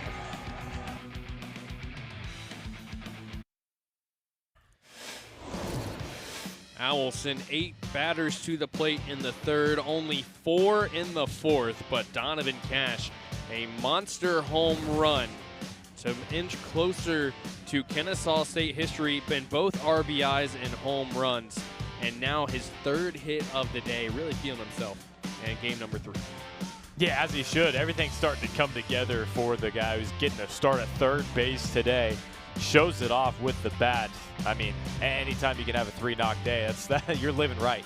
His 3rd 3-knock day of the series. Had 2 hits in yesterday's 4-1 loss, but it's the Owls out in front here as they lead it 7-2. Top of the order due up here for Western Kentucky as Vasquez swings at the first pitch and Sudo has to try and find it again. but it will drift out of play just on the wrong side of the fence. Also, with all 3 being extra base hits, yeah, you're living even more right. Incredible day. Had 10 extra base hits coming into today. Adds on to that total with 3 more. Had 6 doubles, now 8 doubles with his 2. Had 4 home runs, now improves that total to 5 on the season for Donovan Cash. 0-1 pitch here to Vasquez has again popped up. This time going to drift further into the outfield where Jackson Cirillo will secure it to make out number 1.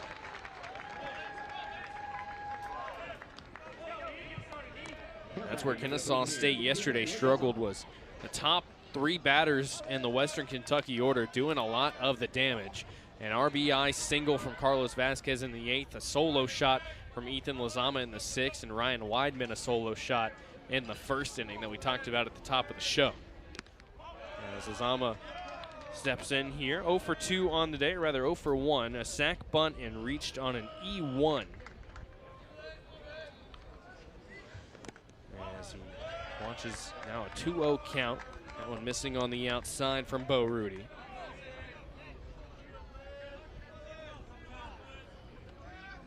Two-0 pitch, chopped foul. It's going to be interesting to see for Kennesaw State as we get later into the game. Who's going to be the guy that comes in maybe to close this one out? I would highly doubt that Rudy goes from the 4th inning all the way through. So I'm interested to see in a big game like this what that is going to be like. And almost another homer. Cirillo will play it off of the wall. The throw coming in. Is it in time? It is not. McDuffie not close enough to the bag. Tried to reach and get a sneaky tag in there on Ethan Lozama. But it will be a double for Western Kentucky here with 1 out and Ryan Weidman coming on. And this could be a big momentum shift here for the Hilltoppers. And you know, Bryce, it's the details in baseball that make the difference, because if he slides in with his right foot versus his left foot, he's out. Yeah. It was a left foot slide, which of course is what they're going to teach you. You do not want that to be a right foot slide under any circumstances. But the left foot slide is what saved the play from being a hose from right field to being a double. Check swing is going to be a chopper back to Bo Rudy. He'll fire one over to Cam Sudo at the first base bag. It will move the runner on over to 3rd, but it will also be the 2nd out of the inning. Most of the time you see pitchers that are kind of shy about it. I mean, that was as fast as it is from the mound. I was going to say. Goodness gracious. That sidearm just whipped it over there, flick of the wrist and everything. Bo Rudy trusting Cam Sudo at the first base bag. Hey, but you know what? Might as well get it there, and he kind of had to make that throw knowing he had a speedy Ryan Weidman running down to first base. First pitch now to Kyle Vidston, who had the sac fly RBI in his last at-bat. There's an off-speed from Bo Rudy. 7% of the time you'll see it. It works every time. There you go again. Back to back. 1-1 the count here on Kyle Vidston. And if you can shut down and get this 3rd out of the inning, it's very similar to what Western Kentucky was doing yesterday to Kennesaw State. As that one's popped up high into the air and will drift up on the hill, foul again. But the Owls yesterday had runners on, just couldn't get a lot of runs across the plate. Western Kentucky already better than that Owl total yesterday with 2 runs, with Kennesaw State only 1 yesterday. Well, although the Owls had quite a few hard-hit balls, not nearly as many as they have already had through 5 innings here. I mean, this is not even 5 innings for their bats so far. The pop has been jumping off the screen today for the Owls. This is the 3rd rotation of the Western Kentucky order with Vidston at the plate. Started out with Carlos Vasquez as Vidston wasn't trying to lean into getting hit, but on that breaking ball, kind of turned his hip towards it just in case, as time is going to be called here as Bo Rudy has to retie up the laces.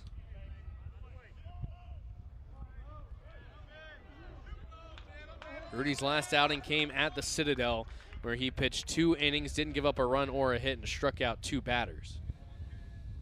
Through 27 pitches. Has a full count to deal with here to Vidston. Fouls it off. We've seen this from a couple of Western Kentucky batters here today. A couple of full counts early on that they've really been able to work the count. And it was Carlos Vasquez who was able to draw the walk on that first full count at bat of the game. Not afraid to watch some pitches and be in these 2-strike counts, as that one's going to be hit well into right center field. But Chris Cole drifts over to make the grab, and that will end it, as Kennesaw State still leads by 5 with the bottom of the order coming up here for the Owls. Entering this series, this Western Kentucky team was first in Conference USA in both ERA and strikeout to walk ratio. But not only that, they were up among the nation's best, with Kennesaw State having some struggles in the bullpen. Both teams kind of flipping some spots here as the Owls are finding some success off this Hilltopper pitching set. Yeah, for the Hilltoppers, I mean, you had your Friday and Saturday guy, which are locked in, and they have been fantastic. I mean, Bennett didn't have a single earned run, one of 2 NCAA pitchers to not have one entering the weekend. The Owls did get him a little bit on the Friday night start, but and it still just attributes to how good their ERA is and how good their pitching staff has been, and how sharp they've been. They have not been able to surrender the free pass. And for Kennesaw State, a few injuries. You know, you had your normal weekend rotation, of which none of the 3 guys are their typical weekend starters now. You came into the season with Jabo, that's Braden Oswald, and then you came in with Ryan Gold Saturday and Nolan Sliver on Sunday. Well, due to some injuries and maybe some lack of performance early on, things have changed, and now the entire weekends look different. Now it's Bayer, Kane, and Pinson, and who knows what it looks like next week. So I think Pasteurs has hands full with injuries and a lot of other circumstances, but I also think that they're peaking at the right time, and this pitching staff looks a lot different in this series versus what we've been able to see lately. Jackson Bradfield at the plate. May not be the normal Friday, Saturday, Sunday rotation for Kennesaw State, but if you didn't know anything about these 2 baseball teams, you wouldn't be able to tell that with how well that these pitchers have pitched. Yeah. Bradfield rolls over towards short, but it's going to be the third baseman in Vasquez, who makes the throw on the run, scooped out of the dirt by Kyle Hayes to record out number 1. And back to that point, I'm also a believer in they don't measure how much you lost by. A loss is a loss no matter what. So if you lose by 10, you lose by 10. It's the same as losing by 1. And Kennesaw State has had a few of those games. West Virginia, a very good team. Up until this weekend, they were still the only team to have beaten West Virginia on the season. Samford was a great team as well. Columbia, they've been known to score a lot of runs. And then, of course, Rutgers, Big Ten team. Wind blowing into the ballpark, and a long run for Dylan O'Connell. Took a very long and weird approach to that ball. I think he thought that ball was going to be hit much deeper into the ballpark, but you could see as that ball was being hit out there, that flag in left center field, you'll see it here, is blowing straight in. So he takes his first couple of steps back and then has to charge it to record out number 2. Yeah, we could say it's a mix of both. I think a misjudge initially and then also some wind as well. Evan Holstein at the plate. Western Kentucky looking to go 1-2-3 for the first time today, as the Owls have sent at least 4 batters to the plate in each inning, including 8 batters to the plate in the 3rd inning. And the head in the count here, 0-2, is Evan Holstein. Had the RBI double back in the 2nd inning. That helped score a couple of runs, or a run for Kennesaw State. It was Cam Sudo who he scored. 0-2 pitch here upcoming from Zach Lyles. Just misses on the bottom outside part of the zone.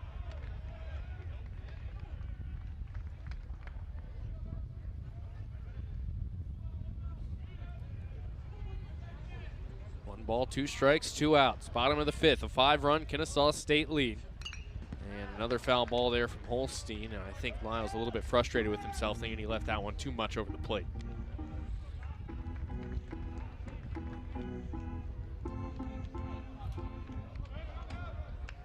Try the 1-2 pitch again. Breaking ball misses way outside. Runs it now even at 2 balls, 2 strikes. Yeah, let that one out of the hand a little bit early. You wanted a little more, I want to say, not quite 12-6, but you want to break a little closer to the belt line, rather. 2-2. Popped up And it will be in the infield still. As securing the grab is going to be Drew Berrigan. So 1, 2, 3 for the first time. Western Kentucky sits the Owls down in order, with Kennesaw State still leading by 5.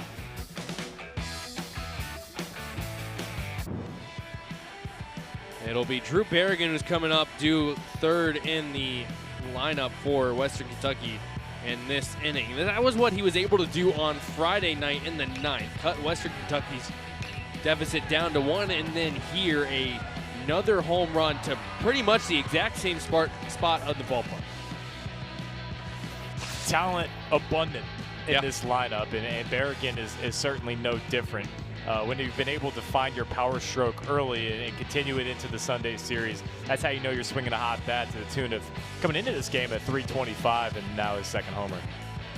Didn't have a home run entering the series, has gotten 2 of them here with his 7th and 8th RBI of the season, as it'll be Dylan O'Connell to start things off here for Western Kentucky, as they're going to try and find a way back into this game with only 9 outs remaining for the Hilltoppers. Bo Rudy still into the game here for Kennesaw State, as he'll miss below the zone for ball number 1 on the first pitch to Dylan O'Connell, who's 0 for 2 on the day with a foul fly out on a really nice catch by Cam Sudo right in front of the Western Kentucky dugout, and a strikeout.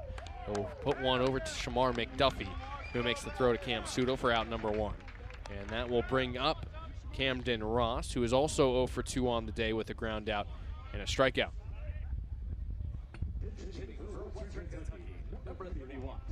So it will not be Camden Ross. It'll be a pinch hitter here for the Hilltoppers, as they're going to have Thomas Marsala come in and pinch hit. He started the first 2 games for Western Kentucky in this series. Had a single in game number 1 on Friday night, and then was 0 for 3 yesterday with a walk, and there was 0 for 2 yesterday with a walk. Well, you got to like the history that they've shown in this series when it comes to pinch hitters. So started yesterday, and I like this move for them. Try and just produce anything from it, any spot of the order that you can, and replacing Camden Ross, who was 0 for 2, and nothing against Ross, but if you're 0 for 2, it can't hurt to try and replace the guy in your DH spot to try and just find a spark. I mean, that's all you're looking for right now, down by 5, is find any positives that you can find off this Kennesaw State pitching staff. That's one of the benefits of having the DH spots. You have that flexibility. You're not worried about, where do I put this guy in the field? Can this guy play a certain position and be a liability out there? That's what the entire premise behind the DH spot can benefit you for. And the count 1-0, and he will put a nice hit into left center field. So a pinch hit single for Thomas Marsala, and that could be the spark that gets this Western Kentucky team going here with one gone. That's exactly why you do it. There's that spark you were looking for. Whether it comes around to score or not, you have now kind of mixed something up and kind of breaking up the slow nature of the bats lately for the Hilltoppers. Here's Drew Berrigan, who showed you his 2 home runs that he has in this series so far. Throw back to first from Bo Rudy, and just like that 1-3 putout he had, whips the ball over to Cam Sudo, but it's not in time. Berrigan, that home run in the 2nd inning, drew a walk in his 2nd at-bat, as another throw back to first, keeping a very close eye on Thomas Marsala.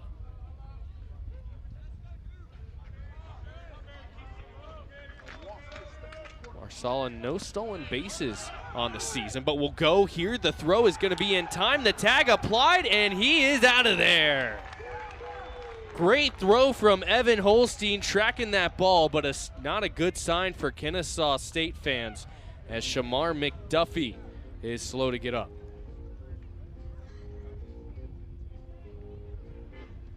Does not look to be comfortable, does McDuffie, as he pops up.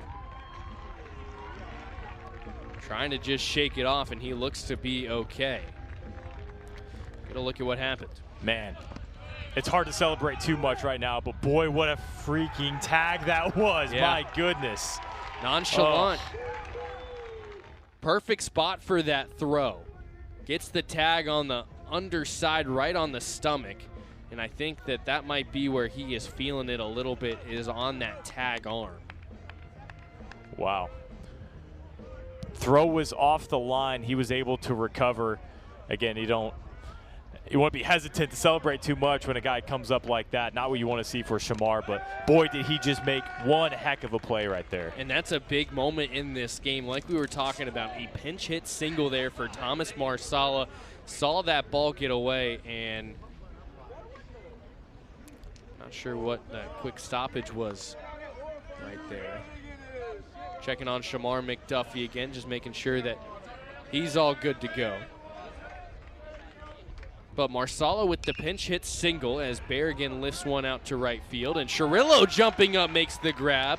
Stops all the Western Kentucky momentum that they had. A great tag by Shamar McDuffie, followed up by a jumping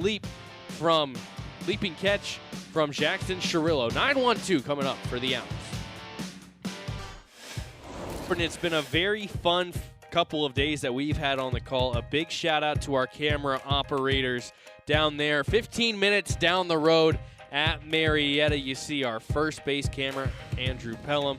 Our outfield with Jason running that camera over there, our high home camera as well. Just a big shout out to our entire production team.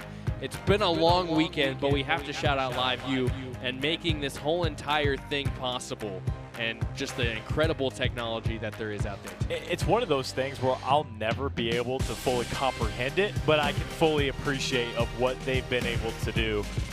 Riley there waving to the camera. It's been incredible to see the technology that this production team has been able to use and use it efficiently. This production team has been A+ and put on some great shows. There have been some great baseball games that have been covered, maybe even better than before because of this new technology. So shout out to them. And, getting some food over here in Kennesaw. Not only great production, grade A hospitality. Our guy Miguel down there in the control room drove 15 minutes down to Marietta to get us our meals, which were brought to the baseball field. Yeah. To drive them back up here, and then Sarah, our director today, bringing them up to the press box. So some grade A hospitality that we have been shown here as we are calling the game at Fifth Third Stadium. The broadcast being done at the control room here at Fifth Third Stadium as well. But again, a big shout out to our entire production team. A big thank you to them. A long weekend, a long 3-game series of baseball, but they have done a great job covering it here so far. And we'll have a lot more series for you as the Conference USA season rolls along. Shamar McDuffie going to get it started for Kennesaw State.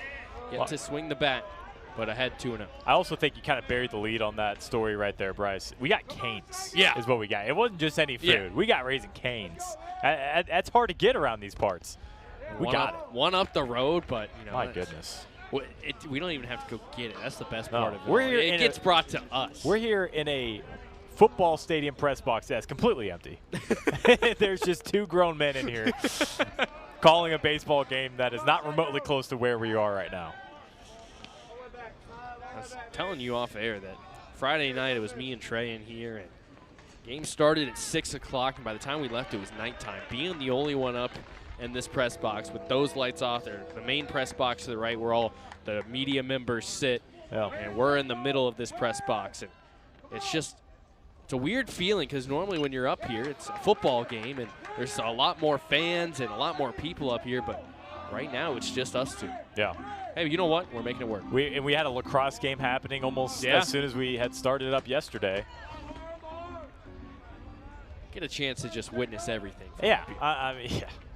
Hey, you know what? We still get to see the sun. May not be down there. We get to hear all the sights and sounds of the ballpark, and really can't complain. And back to the production team of being able to put on a great show to where we can have all the angles that we need and feel like we're at the stadium because we have all the nat sounds. We have you can hear the crack of the bat, all the ambiance that goes with the baseball game. Now one from McDuffie popped up high into the air. Lazama going to call everybody off and make the grab on the 3-2 pitch.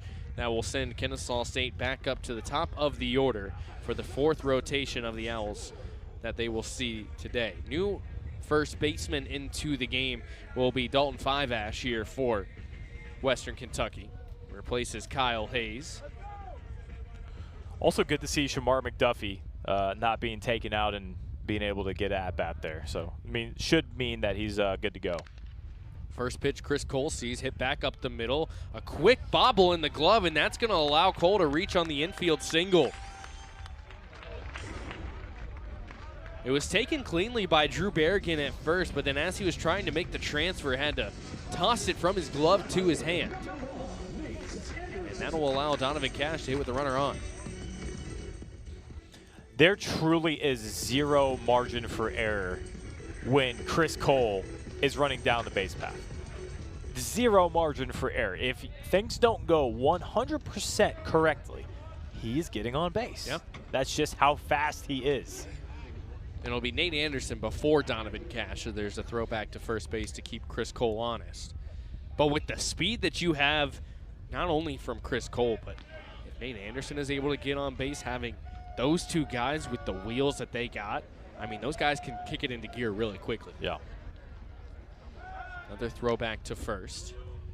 Interesting movement here, and it hasn't been called yet, but it almost looks like that Zach Lyles is almost taking a step towards home plate when making that throw over to first. Cole getting ready to go, and bunt is popped up foul and hits the screen behind home plate. Chris Cole on the season came into today with 12 stolen bases, so was able to snag one in the top of the first inning on his way to score, which was a leadoff bunt single for the Owls. They got the scoring started. 0-1 count here to Nate Anderson. Throw again over to first base. You're boring, everybody. Quit boring everyone. That's of all the sound effects that Iggy, our the marketing intern, plays in the press box, that's got to be my favorite one. The good morning one? You're boring, everybody. Oh, you're boring. You're I couldn't quite hear what it said. Throw off the mark, and that's going to allow Anderson to reach first base. He'll hold up there. Chris Cole's going to round third, but hold up, and that will put runners on the corners. So an awkward play there for Western Kentucky, as Dalton Five-Ash could not corral the baseball as it got past him. And a couple of errant throws here for the Hilltoppers, allowing the Owls to get some production. Yeah, just a simple misthrow. He put the gusto on it, but did not have the accuracy. And with speedy runners like that, that I think is forcing errors. You know you have to get it there quicker, and it prevents you from putting the ball on the line and on the target. Now we'll bring up Donovan Cash, who is 3 for 3 on the day, with 2 RBIs, an RBI double in the first inning, a solo shot home run in his last at-bat in the fourth. He also had a double in the third. 2 runs scored as well in what has been an awesome day of hitting for Donovan Cash. Doing it with some swagger, too. Blowing a bubble on the way to first base, rounding the bases after his home run. Throwing away pitch, not working here for Western Kentucky as it did yesterday. So you see Donovan Cash's numbers. His 5th home run of the season brought him within 1 of tying the KSU record all time. And swings and misses at a low breaking ball.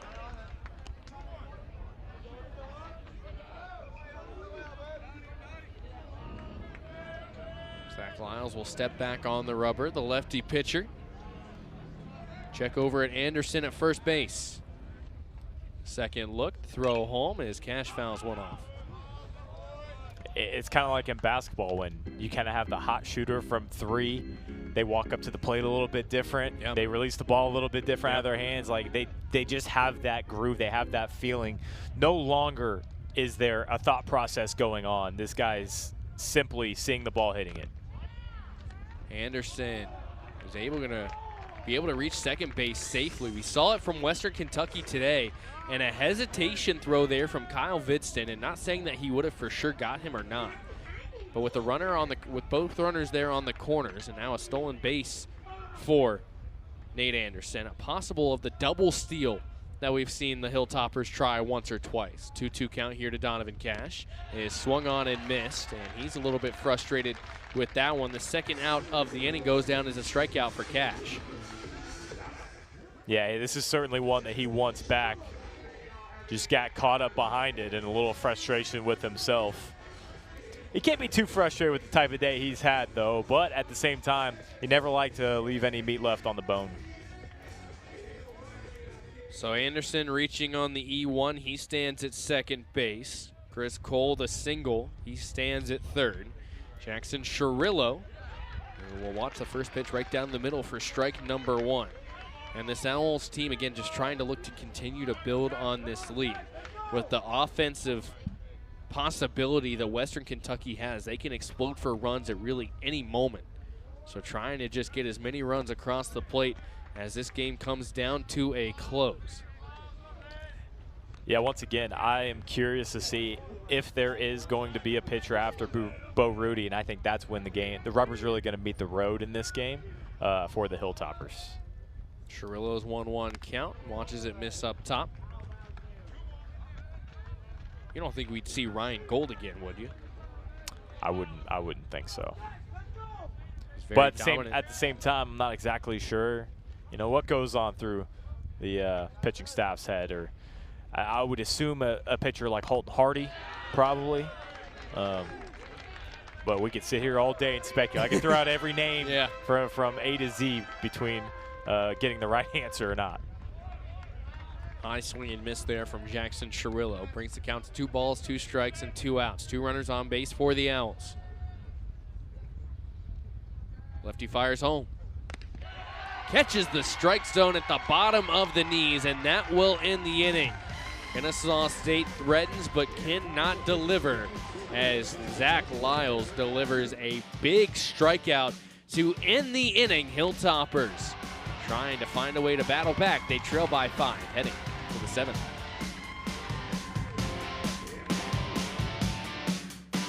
Donovan Cash has had a very solid day so far. Hard hit balls to the right center field gap. Had some swagger about him since the first at-bat of the ball game. Gets one over the head, but listen to this one.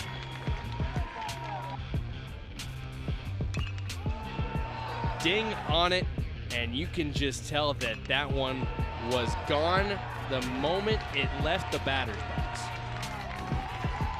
When you know, that ball was way out of here. I got to think one of the biggest bombs that Kennesaw State's been able to hit here on the home season. Cam Sudo has one as well, but Donovan Cash creeping up the record books for Division I in both categories. See the numbers right there, and that's including today after a 3-for-4 day so far for Donovan Cash, and getting that start at third base as Cooper Williams went down with an injury on Friday. Saw Hubson Mims play in that spot yesterday. Donovan Cash getting the start in that spot as the first at-bat here for Dalton 5-Ash. Cash trying to run over for it, but runs into the tarp on his way trying to make that catch.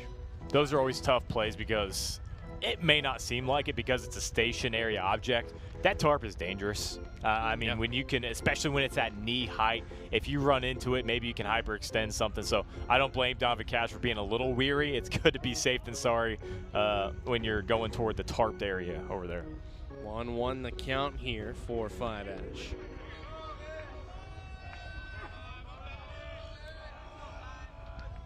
On the season, another guy batting above 300 for this Hilltopper team, a .313 average. This is his 14th appearance.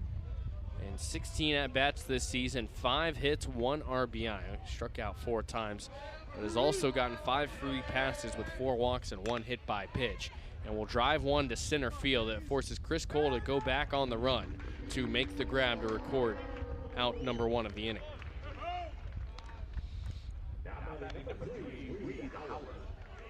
Brings up Reed Howard in the 9-hole spot. Howard a double and a fly out in his first 2 at-bats of the day. I think this is a good guy to inject a little bit of life here for the Hilltoppers with 1 out. Pops one high up into the air, and that one will curl foul and out of play. Your shortstop, who essentially with the season that he's having really is your second leadoff hitter.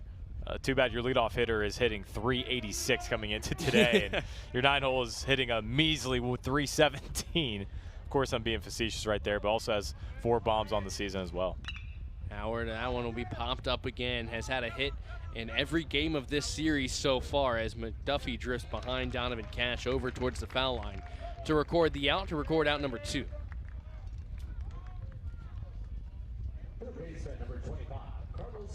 Back to the top of the order, Carlos Vasquez 0 for 1 on the day with 2 walks and a flyout. But this is a guy yesterday and really in game number 1 that was a solid spot and a reliable bat here for the Hilltoppers. 2 doubles in game number 1, one of them being a 2 RBI double. That one came in the 4th inning in what was Western Kentucky's 6-run 4th inning of that first game. Kennesaw State in comeback fashion, able to take it 9-8. And then Western Kentucky yesterday, a 4-1 victory in that one with 2 singles yesterday again from Carlos Vasquez. Rolls over that one foul down the third base line. Reached by base twice again here, just not getting any credits for the hits. 2 walks coming in the 1st and the 3rd inning. Was out on the 9-2-9 putout that ended that 3rd inning after the sac fly RBI scored Reed Howard. Fouls another one back off, does Carlos Vasquez. If you're just joining us, Kennesaw State scored in each of the first 4 innings. Western Kentucky scored in innings 2 and 3. Owls jumped out early, a 1-0 lead, and then would add on to it from there. 2 runs in the 2nd, 3 runs in the 3rd, another one in the 4th. And then Donovan Cash's long home run capped it off on that last run in the 4th inning. As that is the Owls' 7-run total. That truck got out of there at the right time. I was wondering how close that was. Wow. You know, I will say, if I'm parking down there, I don't know that I'm parking up on that hill. I'm going to try. I might walk a little bit. But it's true. I've parked on the hill, but I parked way in the back. And then sometimes you don't have a choice. If you don't want to walk, a country mile, you kind of have to take a chance. I did that early yesterday, but glad I didn't have to do it twice. What you got to do, a good trick for people. If you're going to a baseball game, any baseball game, people, I'm talking about your kid's baseball game, anywhere where you're in foul ball territory, with Jordan. Back your car in. Don't let it hit your windshield or your hood. Let it hit your back. Let it hit the back of the car. They're going to say that he went around, and that will end the inning. Bo Rudy, since the 4th with 2 outs, has come in and done some solid work for Kennesaw State, holding this Western Kentucky batting order at bay. And you can see him just go around. Owls still lead by 5. You know, Jordan, you were talking about backing in. I see 2 cars out of the 4 that we can see through that little screen that's being blown up that did the back end. So they're doing it right. Well, listen, I mean, there's not a great option. If you got to park there, you're in trouble. You've had a bad day already. So let's not make a bad day worse by cracking the windshield and get yourself a ticket. If you got to crack the back, I guess that's a better, somewhat better version of it, I guess. At the new Mickey Dunn Stadium, it was formerly Stillwell Stadium. You got to take that risk of hoping there's just no home run when you're driving by the right field foul pole. But a great day of baseball and a good crowd on hand for Kennesaw State. They just finished stretching down there in Marietta at S. Walter Kelly Memorial Field. Owls with Wesley Alec, Jackson Bradfield, and Cam Sudo due up here to start off the 7th inning. And again, just trying to add on to this 5-run lead that the Owls have right now. The freshman at the plate, 1 for 3 on the day with a 2 RBI double that came back in the 3rd inning. And the count right now 2-1.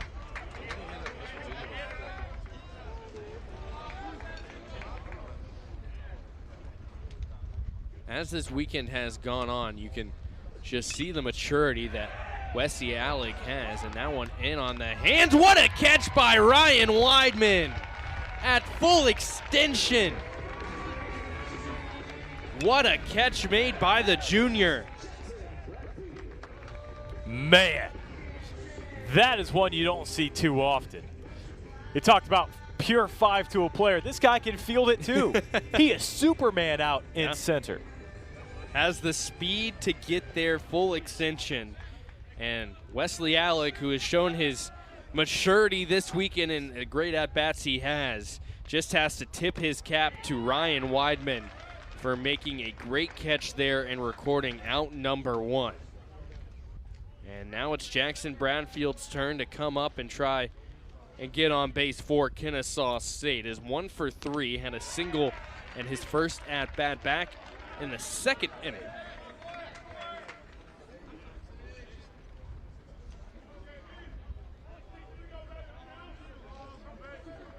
First team All-Region Cherokee High School baseball player. 0-2 pitch, misses high. He's a teammate of Reed Worley, who is ranked the #1 pitcher in the state of Georgia, coming in next year, committed to Kennesaw State. So excited about his possibility of arriving on campus as well. That one misses low, and Kennesaw State has done a great job recruiting these past couple of years and bringing in the 44th best recruiting class according to Perfect Game, which ranks them above Georgia State, Georgia Southern, and Mercer. A couple of in-state rivals that you're definitely going to try and use that. And we talked about it yesterday as Bradfield pops that one foul. And that this new stadium that Kennesaw State is building and bringing in the 44th best recruiting class in the nation, taking big steps as a program trying to get to that next level. Yeah, there is no detail that can be missed when it comes to the recruiting trail and what can give you the edge over other teams. Kennesaw State, first year in Conference USA with the #1 recruiting class. That says a lot about Coach Coe's ability to recruit as Bradfield sprays a single into right. And just the depth that the state of Georgia already provides. That's what Coach Coe has done beautifully since he's got to Kennesaw State, is he's recruited the grounds of Georgia as good as anybody. 51st best recruiting class for FIU. That's the next closest. As you take a look at what they've been able to do recruiting-wise, they've gotten Ty Bayer, who we saw pitch on Friday. Wes Alec, Mr. Baseball in 2024 in the state of Tennessee. It's a very big award. It's a big award.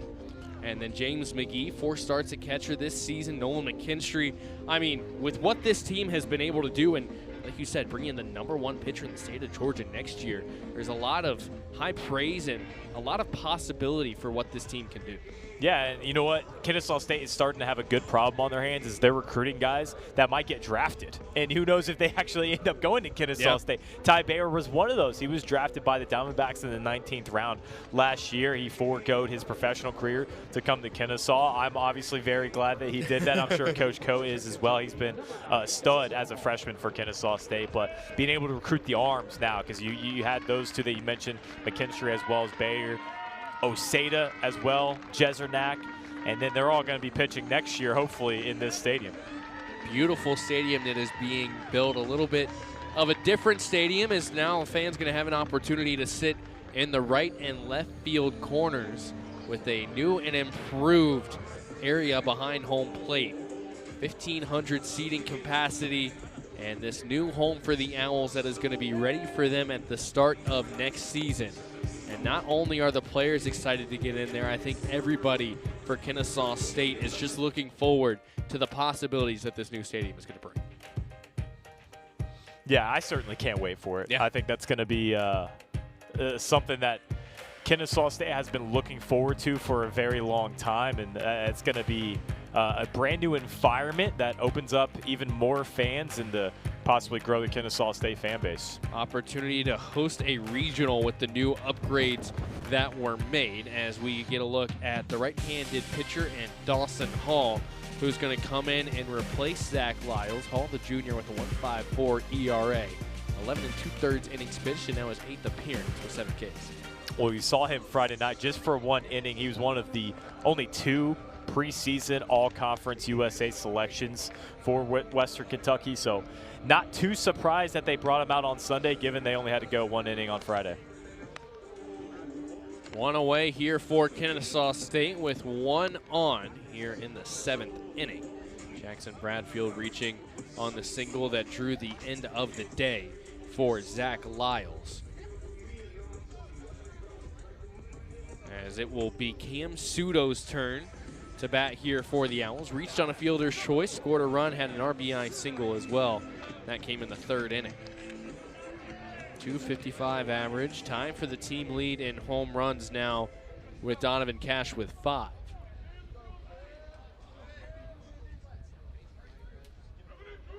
First pitch to Sudo is going to be low and away. That catches the zone for strike number 1.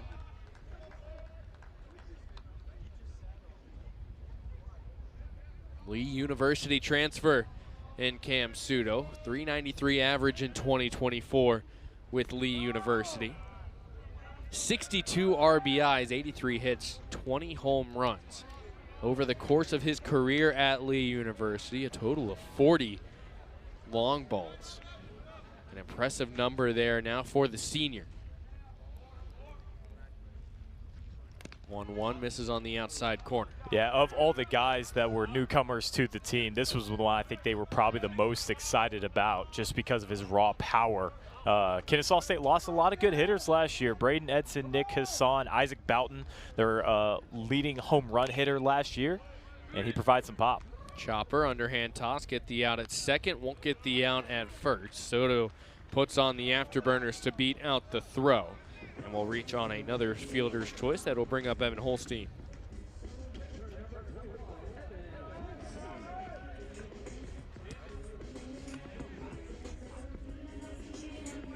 Holstein also 1 for 3 with an RBI double in his first at-bat of the ball game. That came in the 2nd inning. And this is a guy that has only struck out once in this game, a pop out in the infield to second base, but has made some good contact with the baseball here today. A couple of foul balls earlier that just missed being fair.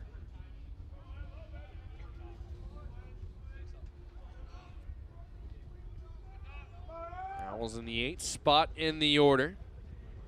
Holstein swings and misses at that low fastball.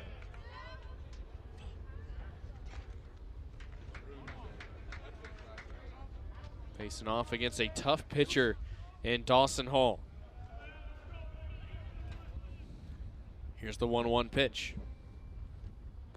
Low and away, bounces away from the catcher Kyle Vidston, but not far enough to move Cam Sudo off the first base bag.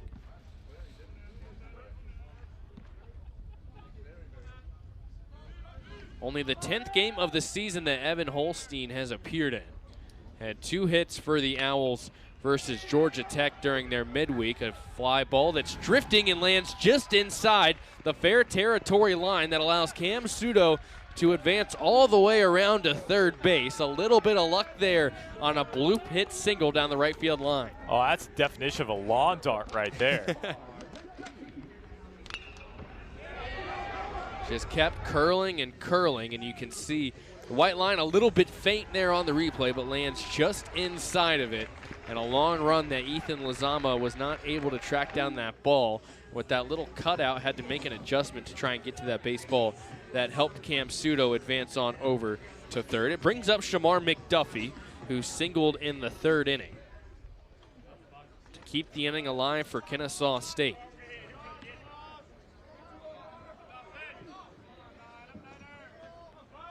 Owls 3 for 9 today with 2 outs and hitting. Swing and a miss there from McDuffie. Have hit .350 on the day, 7 of 20. When hitting with runners on, .308 with runners in scoring position, compared to Western Kentucky's 0 for 6 with runners in scoring position. A 1 pitch to McDuffie. Swing and a miss. You know, I know he's down 0-2, 1 of 3 today, but I've really liked how McDuffie's looked at the plate. He's had a composed approach, and he's had some pretty hefty hacks. Like to see him make some contact here. It's going to be tough with 2 outs against a stout pitcher. 2-strike pitch on the way here from Dawson Hall. And another breaking ball. That one misses below the zone. McDuffie swings through it, and that will end the inning. Kennesaw State still leading by 5 as we head to the top of the 8th. Bo Rudy has faced the minimum the last 2 innings here for Kennesaw State. Came in the 4th inning with 2 outs. After Smith Pinson had a solid 4 2/3 outing. But Bo Rudy has come in and really shut things down here for Kennesaw State. Well, it's exactly what you want. You want a showstopper. That's exactly what Bo Rudy is and what he has been so far today. He suffocates the bats. There's just no other way of putting it. He attacks you. He makes you feel helpless. That's exactly what he's done so far. Once again, guys, this is one of the best teams in the country when it comes to the lineup. They are lethal 1 through 9. The staff for Kennesaw State as a whole, you also go back to Smith Pinson, they've been brilliant so far today. Still a lot of ball left to be played, though. There is still a lot. Let me go ahead and say that. Still a lot of baseball left to be played. Western Kentucky still with 6 outs, with Ethan Lozama, Ryan Weidman, and Kyle Vitston due up here in the 8th inning. Bo Rudy only 1 strikeout in this ball game so far, and similar to how in yesterday's game, Harry Kane and Daniel Powell were sort of relying a little bit on the defense. A little bit of the same here from Bo Rudy. 5 flyouts and this one so far. 4 flyouts and an infield pop fly, with only 2 ground balls that have turned into 2 outs for Kennesaw State. As you take a look at Ethan Lozama, who had the sacrifice bunt and his first at bat, then reached on an E1 and then a double. Fouls off the 1-2 pitch.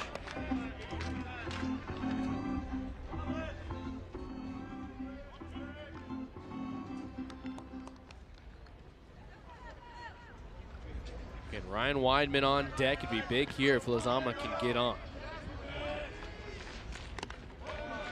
1-2 pitch misses high. Now moves the count to 2-2 here for Lozama. 2024 Conference USA All-Tournament team member as he rifles 1 foul. And that one's... where's our green shirt guy? There he is. There he is. He's going to look for it now. You know what? The more that we see him over there, I think that is truly his job. I think it's to look for those balls. And I will say that one's long gone. Yeah, I think he's giving it the old golfer's look. You think he has an extra one to just kick out onto the fairway? After I slice one 450 into the he sees it, I think. Brush. Oh, wow. If he goes in there. Hands in the air. He said, that's not worth my time. Don't get paid enough to go look for that ball. 2-2 pitch, fouled off again. I'd like to know, is he still looking for it over there? I think so. If he is, that'd be pretty impressive. I mean, that is true dedication. Camera just cuts to him holding up the ball, but you just see his arm. They're way deep in the woods. You see a little bit of the green sleeve. Oh, man. That is one underrated facet of playing at this Marietta campus and this field. Oh, wow, where'd that one miss? That one was in there at the knees.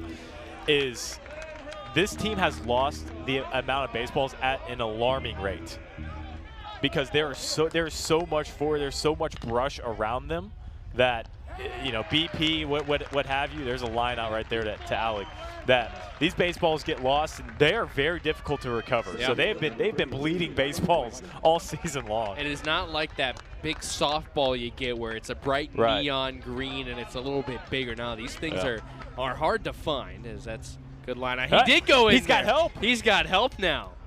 Good for him. Hey, you know what? If you got to recruit, you got to get it done. They're trying to find those baseballs. Coach Coe ain't the only one recruiting around the campus. Tell you what. Hey guys, why don't you head down there? I'm sure it's down there. I'll get over here. Y'all look down in that area. Weidman a check swing, but the home plate umpire says he goes around. Now an 0-2 count. See, now I'm invested. I feel like now we just need a camera on that guy the entire rest of the game. If he gets it. We need that replay operator in production room to we need to get that replay if he's able to dig it out of there. 0-2 is reached at there by Weidman. I see him down there still. They're still in there. Oh boy! It seems as though we've waited to wait. Did he have it? That's what I couldn't tell. I don't know. We really are invested, huh? 5-run game here. 0-2 count for Ryan Weidman. And he'll reach way up for that one, and will line a base hit into center field, right back up the middle.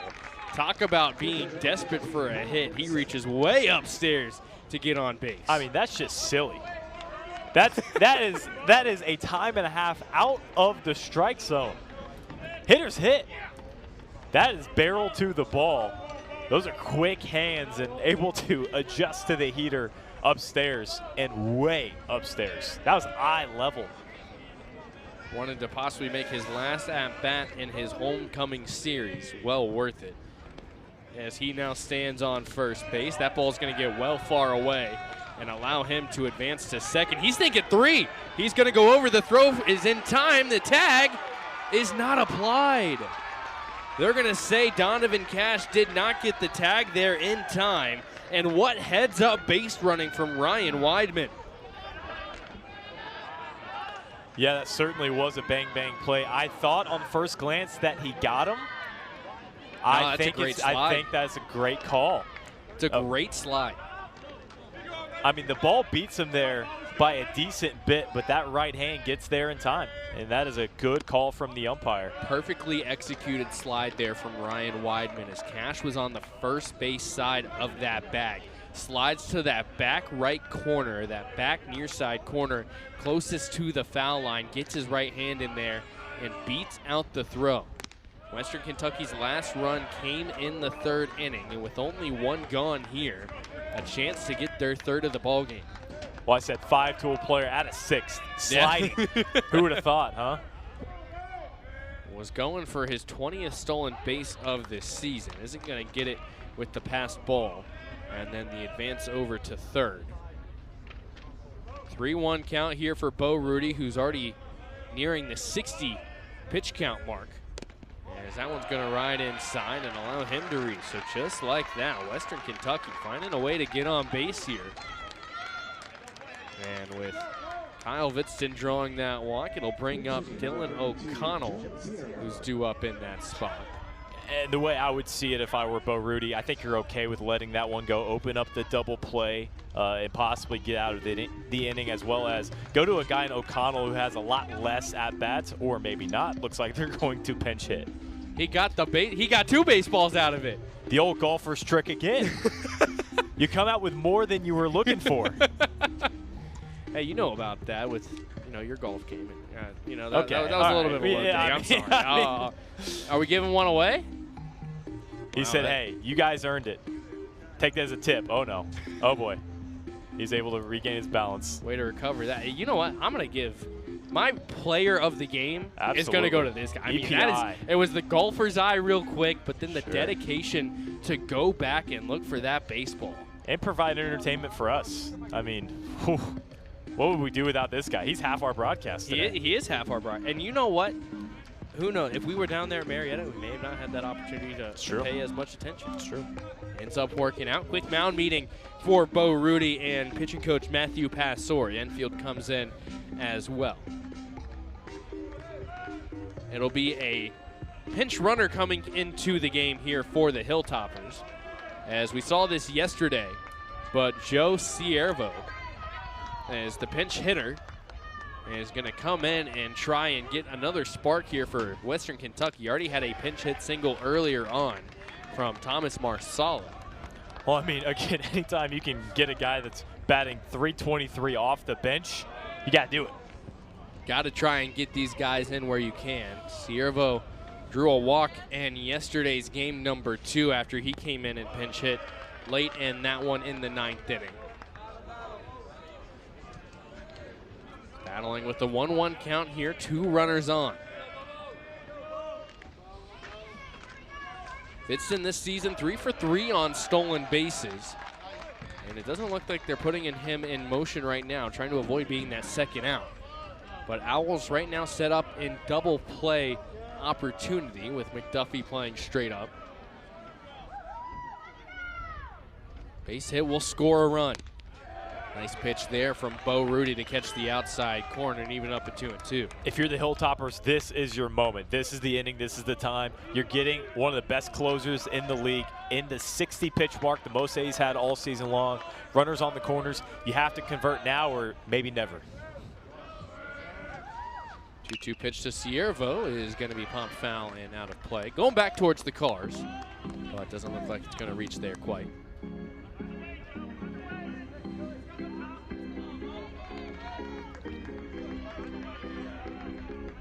Hilltoppers staying alive in this one, not going away without a fight. 2-2 pitch. Breaking ball misses the outside corner, runs the count full, 3 balls, 2 strikes, 1 out. As you can see, the Owls infield playing straight up with runners on the corners. Longest outing of the season for Bo Rudy.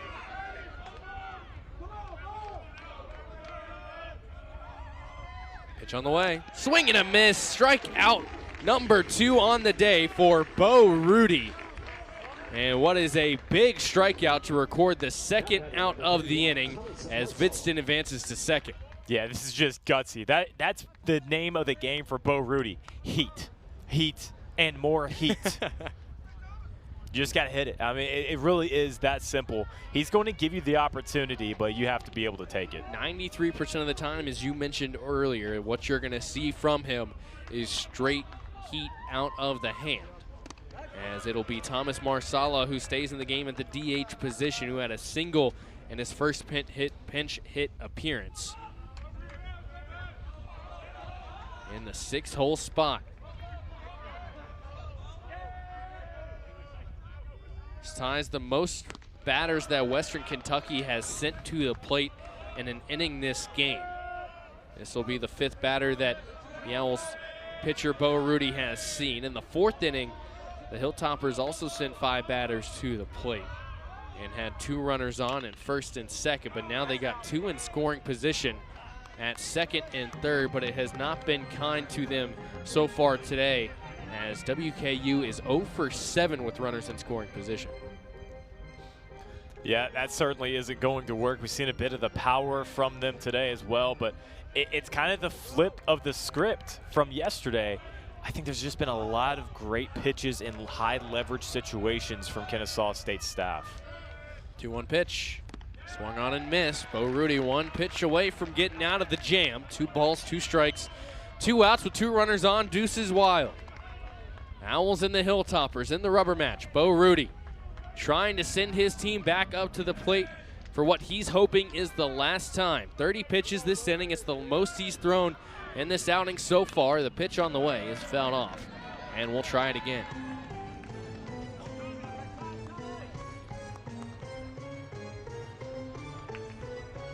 Does he go back to his old faithful and old reliable, that fastball? Or does he try and get Marsala with a pitch that he only throws 7% of the time in any off-speed pitch? He goes heater, and it's fouled off again. Tried to just pump it right past him, up or higher in the zone, but a good piece of hitting there from Marsala to foul it off. We'll try the 2-2 again. Weidman on third, Kyle Vidston on second. The batter, Thomas Marsala against Bo Rudy. Here's the pitch. Swing and a miss. Foul tip into the glove of the catcher, Evan Holstein. And Bo Rudy fired up coming off the mound as he ends the Western Kentucky threat as Kennesaw State leads by 5 on the back of Smith Pinson and now Bo Rudy, who gets his 3rd K of the day.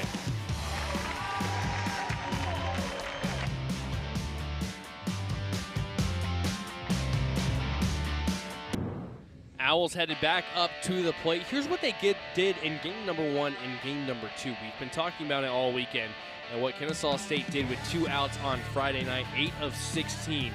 But it's been the runners left on base. 11 in game number 1, 12 in game number 2, 8 runners left on base for the Owls here in game number 3. But they have a 7-2 lead. It's all about context, right? It doesn't feel like they've had a lot of runners left on base. They certainly have. Again, you never want to leave meat on the bone, but at the same time, you're going to take the result. And if Kennesaw State is able to secure a victory, that runner's left on base, just going to be one of those things you're like, hey, we could clean some things up versus, hey, we got some problems. Those are two very different conversations. It also helps when you have your leadoff guys getting on. Leadoff batters today, Kennesaw State, 4 of 7. Owls hitting 7 of 21 with runners on. Just doing the fundamentals right and getting those situational hits when they need it. Only 3 for 10 with 2 outs, but all their work has really come before getting that 2-out or rather all the work coming before getting that second out, as Chris Cole almost has to wear one. 2-0 now the count, as Dawson Hall is back on the bump here for the Hilltoppers.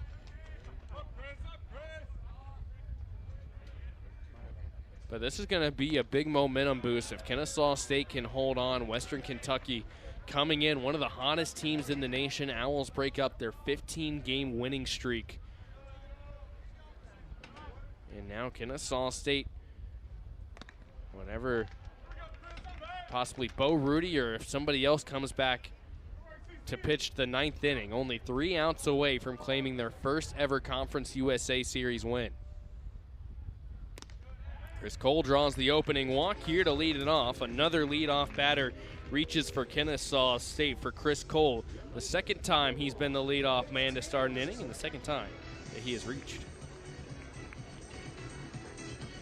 We'll bring up Nate Anderson, who's been a very solid option here today to hit behind him. These two flipped in the order, as we've talked about it.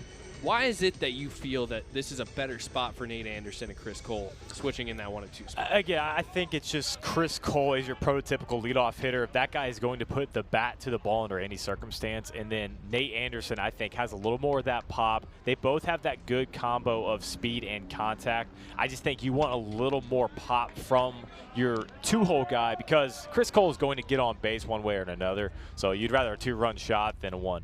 Drew his team leading for Chris Cole, 22nd walk of the season, just 1 at-bat ago to start off this inning here for Kennesaw State. And again, the Owls get a runner on base.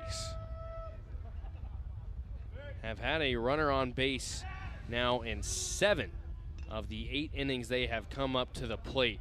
Have sent more than 4 or more batters to the plate, and 7 of the 8 innings of this ball game as well. They were sat down 1, 2, 3 in the 7th. But outside of that, Kennesaw State has had runners on. Nate Anderson lays down a bunt. The throw is going to be in time, but he does his job in advancing Chris Cole to now be in scoring position.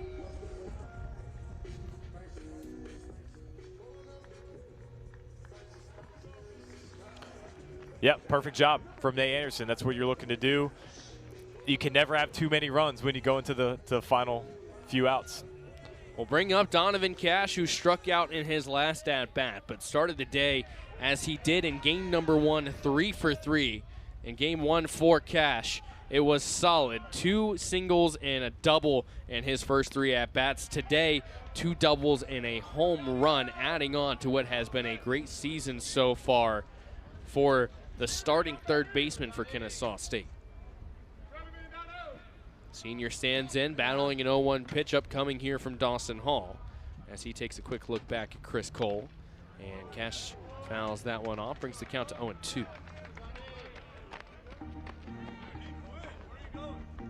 2 RBIs from tying the Kennesaw State Division I record is Donovan Cash. Currently sitting at 149.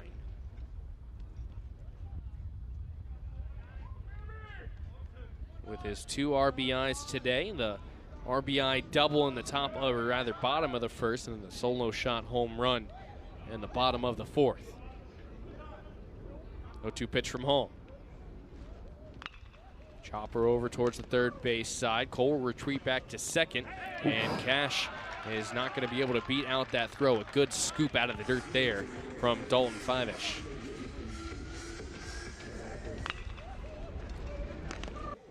Trying to get on the afterburners there did Donovan Cash, but quick bobble by Fivish and able to regather it and step on the bag. Brings up Jackson Cirillo, who's 0 for 3 with a walk today. It's also not the easiest pick in the world. I mean, he absolutely spiked that one into the dirt, so good on him. So now with 2 outs, Cirillo going to try and extend Kennesaw State in what they are hoping is the last time they have to see a pitcher from Western Kentucky today. Leading by 5, going to try and close it out as Cirillo takes a strike number 1 at the knees.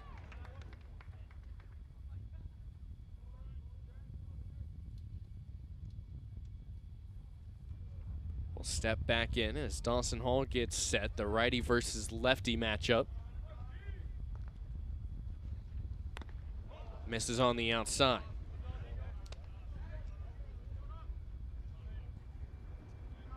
For Western Kentucky, they'll return home real quick and then a quick turnaround as they head to Evansville, Indiana to take on Evansville. As that one misses on the outside, and then they will travel after that game in the midweek on Tuesday to take on Sam Houston back at home in Bowling Green at Nick Dean's Field. And then they have a very tough midweek meeting with Vanderbilt before facing off against Dallas Baptist as their new next 2 Conference USA series. So battle between top 5 ranked teams and facing off against Dallas Baptist preseason ranked teams, that is. Dallas Baptist being ranked number 1, Sam Houston being ranked number 4. Cirillo again watches one on the outside.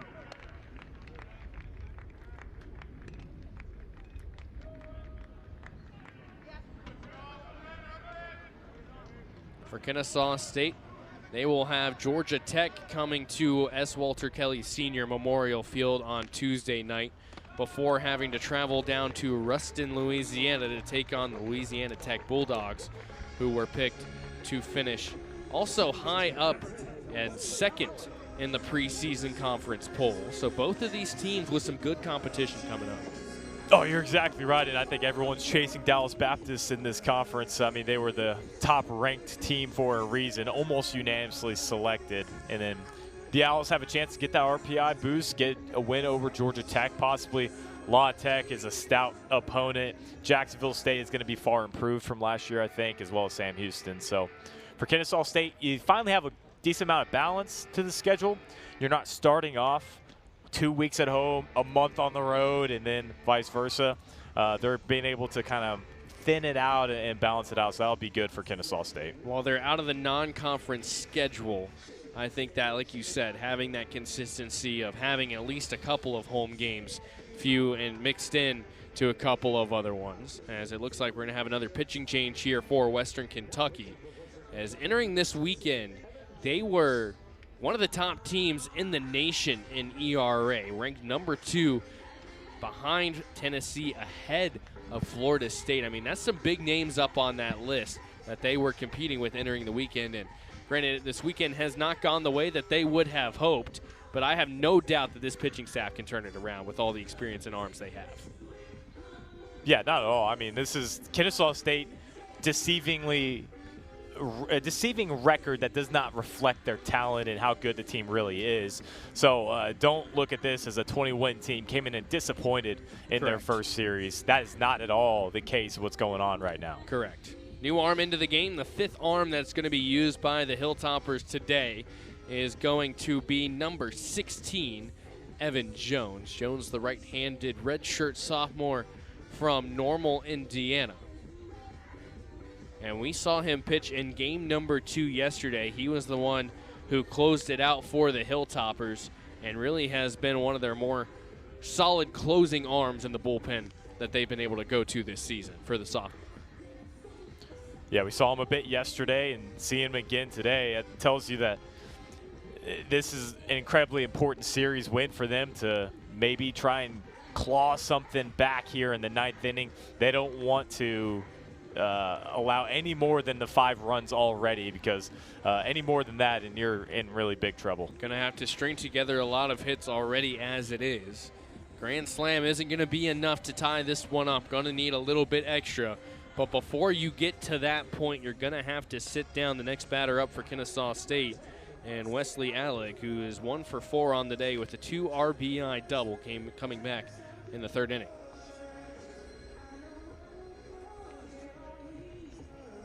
Was robbed of a hit last inning, or last time, and he was up to the plate in the 7th on a beautiful full extension Superman-like diving catch from Ryan Weidman out in center field.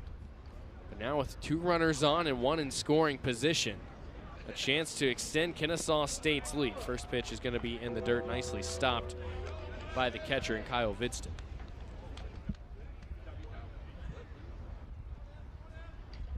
And yesterday's game, getting the save was Evan Jones, his 4th of the season. Through an inning and a third, gave up 1 hit, 1 run. It was earned. That came in the 9th. Walked 1 and struck out 1 as well, facing only 7 batters. Through 24 pitches, 50% of them, so 12 of them for strikes. Battling with the 1-1 count here with Wesley Allen.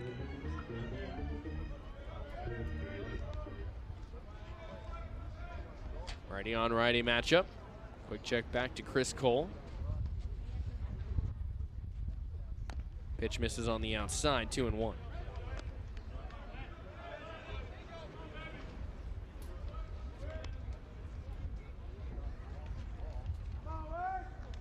Jackson Bradfield on deck if Alec is able to reach base.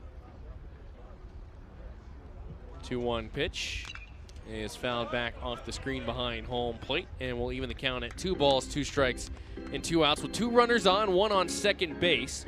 That's going to be Chris Cole. Jackson Cirillo, after drawing the walk, stands on first.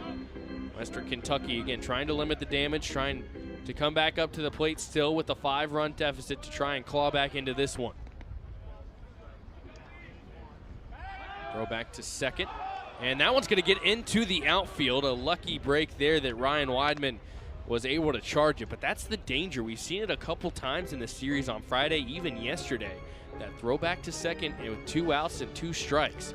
You're just asking for trouble, in my opinion. Yeah, I don't ever really like the throwback to second base. I think it provides much more danger than the benefit. Rarely do guys get hosed at second base. It does happen. I'm not going to say that there's absolutely no benefit to it, but it's not a huge benefit to me. Having to charge it is Reed Howard. The throw off the mark. Another run's going to score. That's Chris Cole, as Cirillo is going to hold up at third base. Wesley Alec with the hustle forces the errant throw by Reed Howard, and Kennesaw State extends their lead now to 6. It's 8-2. Yeah, you know you got to get the guy quick, and again, he just airmails it. If that throw's on target, I'm not sure if he gets him in time anyway. So that creates a tough decision for the scorer there, but there's no doubt that throw was not on line. That's kind of been the problem for Howard today. Both times, he's just left it high.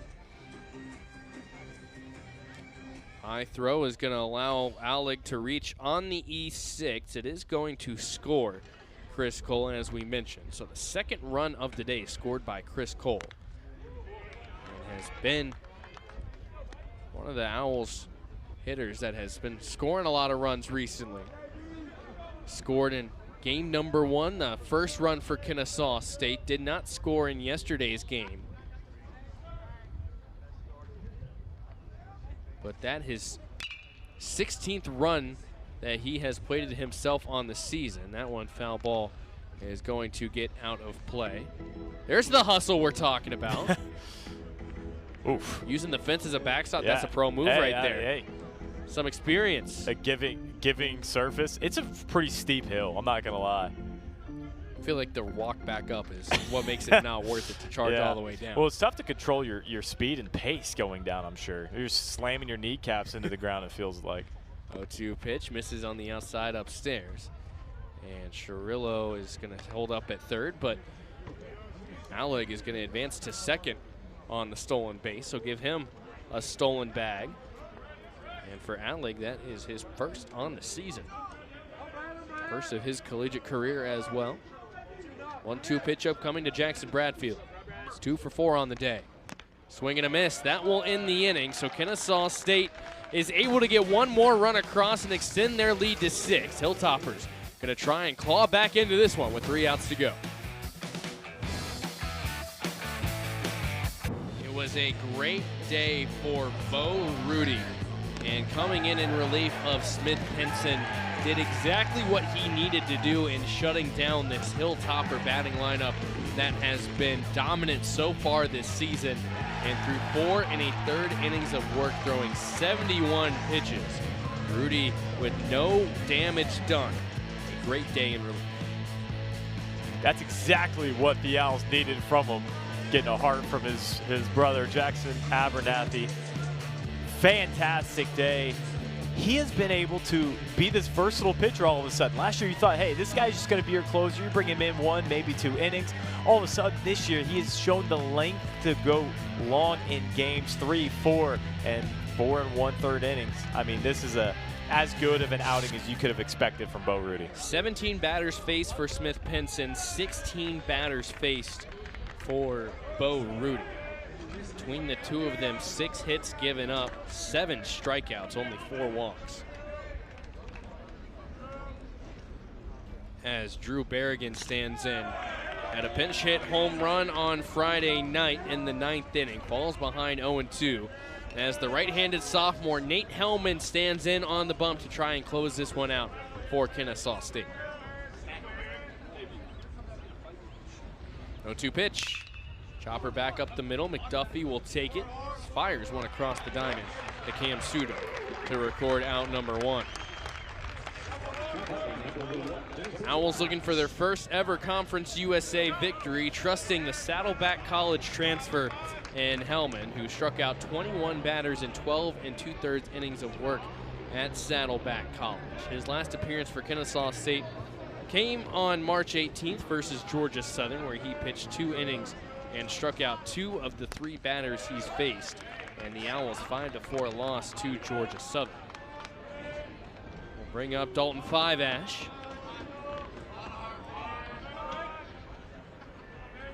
For his first plate appearance of the day. And that goes in there, making quick work here is Nate Hellman. Another 0-2 count.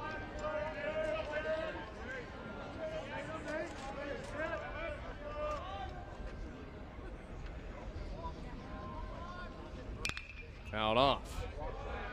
Won't get the immaculate inning, but started off looking like he might be on his way.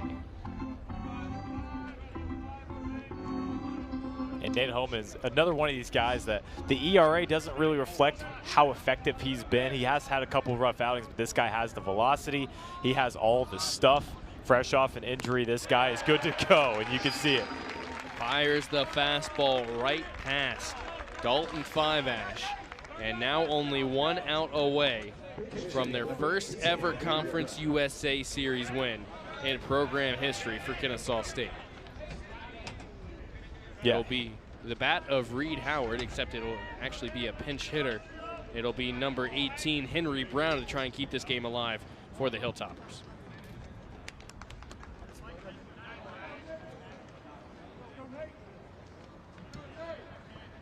Got Hudson Mims in at third base as well.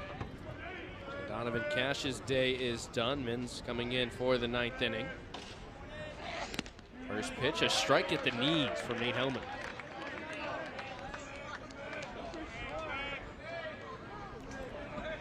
Owls infield playing this team straight up right now. 1 out away. A 1 pitch. Popped up high into the air. Shirillo has his eyes on it, runs in, makes the grab, and that will do it for the first ever Conference USA Series in Kennesaw State history. The Owls have their first ever series win, and it comes against the Western Kentucky Hilltoppers by a final score of 8-2 here on Sunday. The Owls take the 2-1 series win. So many times this year, Kennesaw State had just not been able to put together back-to-back games or solid performances in this series. They finally have been able to do it and round out what is a series against a phenomenal baseball club in the Western Kentucky Hilltoppers. The Owls need to be awful proud of this win because that is a mighty big one. And I'll tell you what, Donovan Cash is a big reason why Kennesaw State is celebrating here on this Sunday. Started out 3 for 3 on Friday. He started out 3 for 3 here today with 2 doubles, one that came in the first inning that helped score the Owls' first run in Chris Cole, another one that he ended up coming around to score on in the 3rd inning. And a leadoff double, and then finally mashes one to left field and has some swagger about it, knowing that it left the ballpark right away. A great day from Donovan Cash. He's simply in the zone. And he was unstoppable today. There was no pitch that he could not cover on the dish. He was able to find power to all sorts of fields, took it to right center, took it to his power alley. Donovan Cash was unstoppable today. There's nothing you could do about it. That's going to be a man that is relieved after filling in for head coach Ryan Coe not with the team this weekend. Matt Passor leads Kennesaw State to their first ever Conference USA Series win, but now you got to turn your focus to a big-time ACC opponent coming into your home ballpark. Oh, yeah, you're looking for a big RPI boost, and you're looking for some bragging rights here against Georgia Tech. That is a rivalry that has gone both ways since the Ryan Coe era. He's got himself a couple of wins under his belt against the Yellow Jackets, so I'll be very interested to see if they can get some redemption. They lost the first time in the flats. We'll see if they can reverse their woes here at S. Walter Kelly Senior Memorial Field. That's going to do it for us. It's been a fun weekend of baseball at S. Walter Kelly Senior Memorial Field. The Owls take the series win over the Hilltoppers of Western Kentucky 2-1. It's been a great series. Jordan got a chance to call the game with Trey on Friday. Two great games here with you on Saturday and Sunday. A big shout out to our entire production crew led by Sanders Sullivan and Brandon Bedford. For our producer Sanders Sullivan, our director Sarah Trapnell, my partner Jordan Griffin, I'm Bryce Gobert saying so long from Kennesaw as the Owls take their first ever Conference USA victory.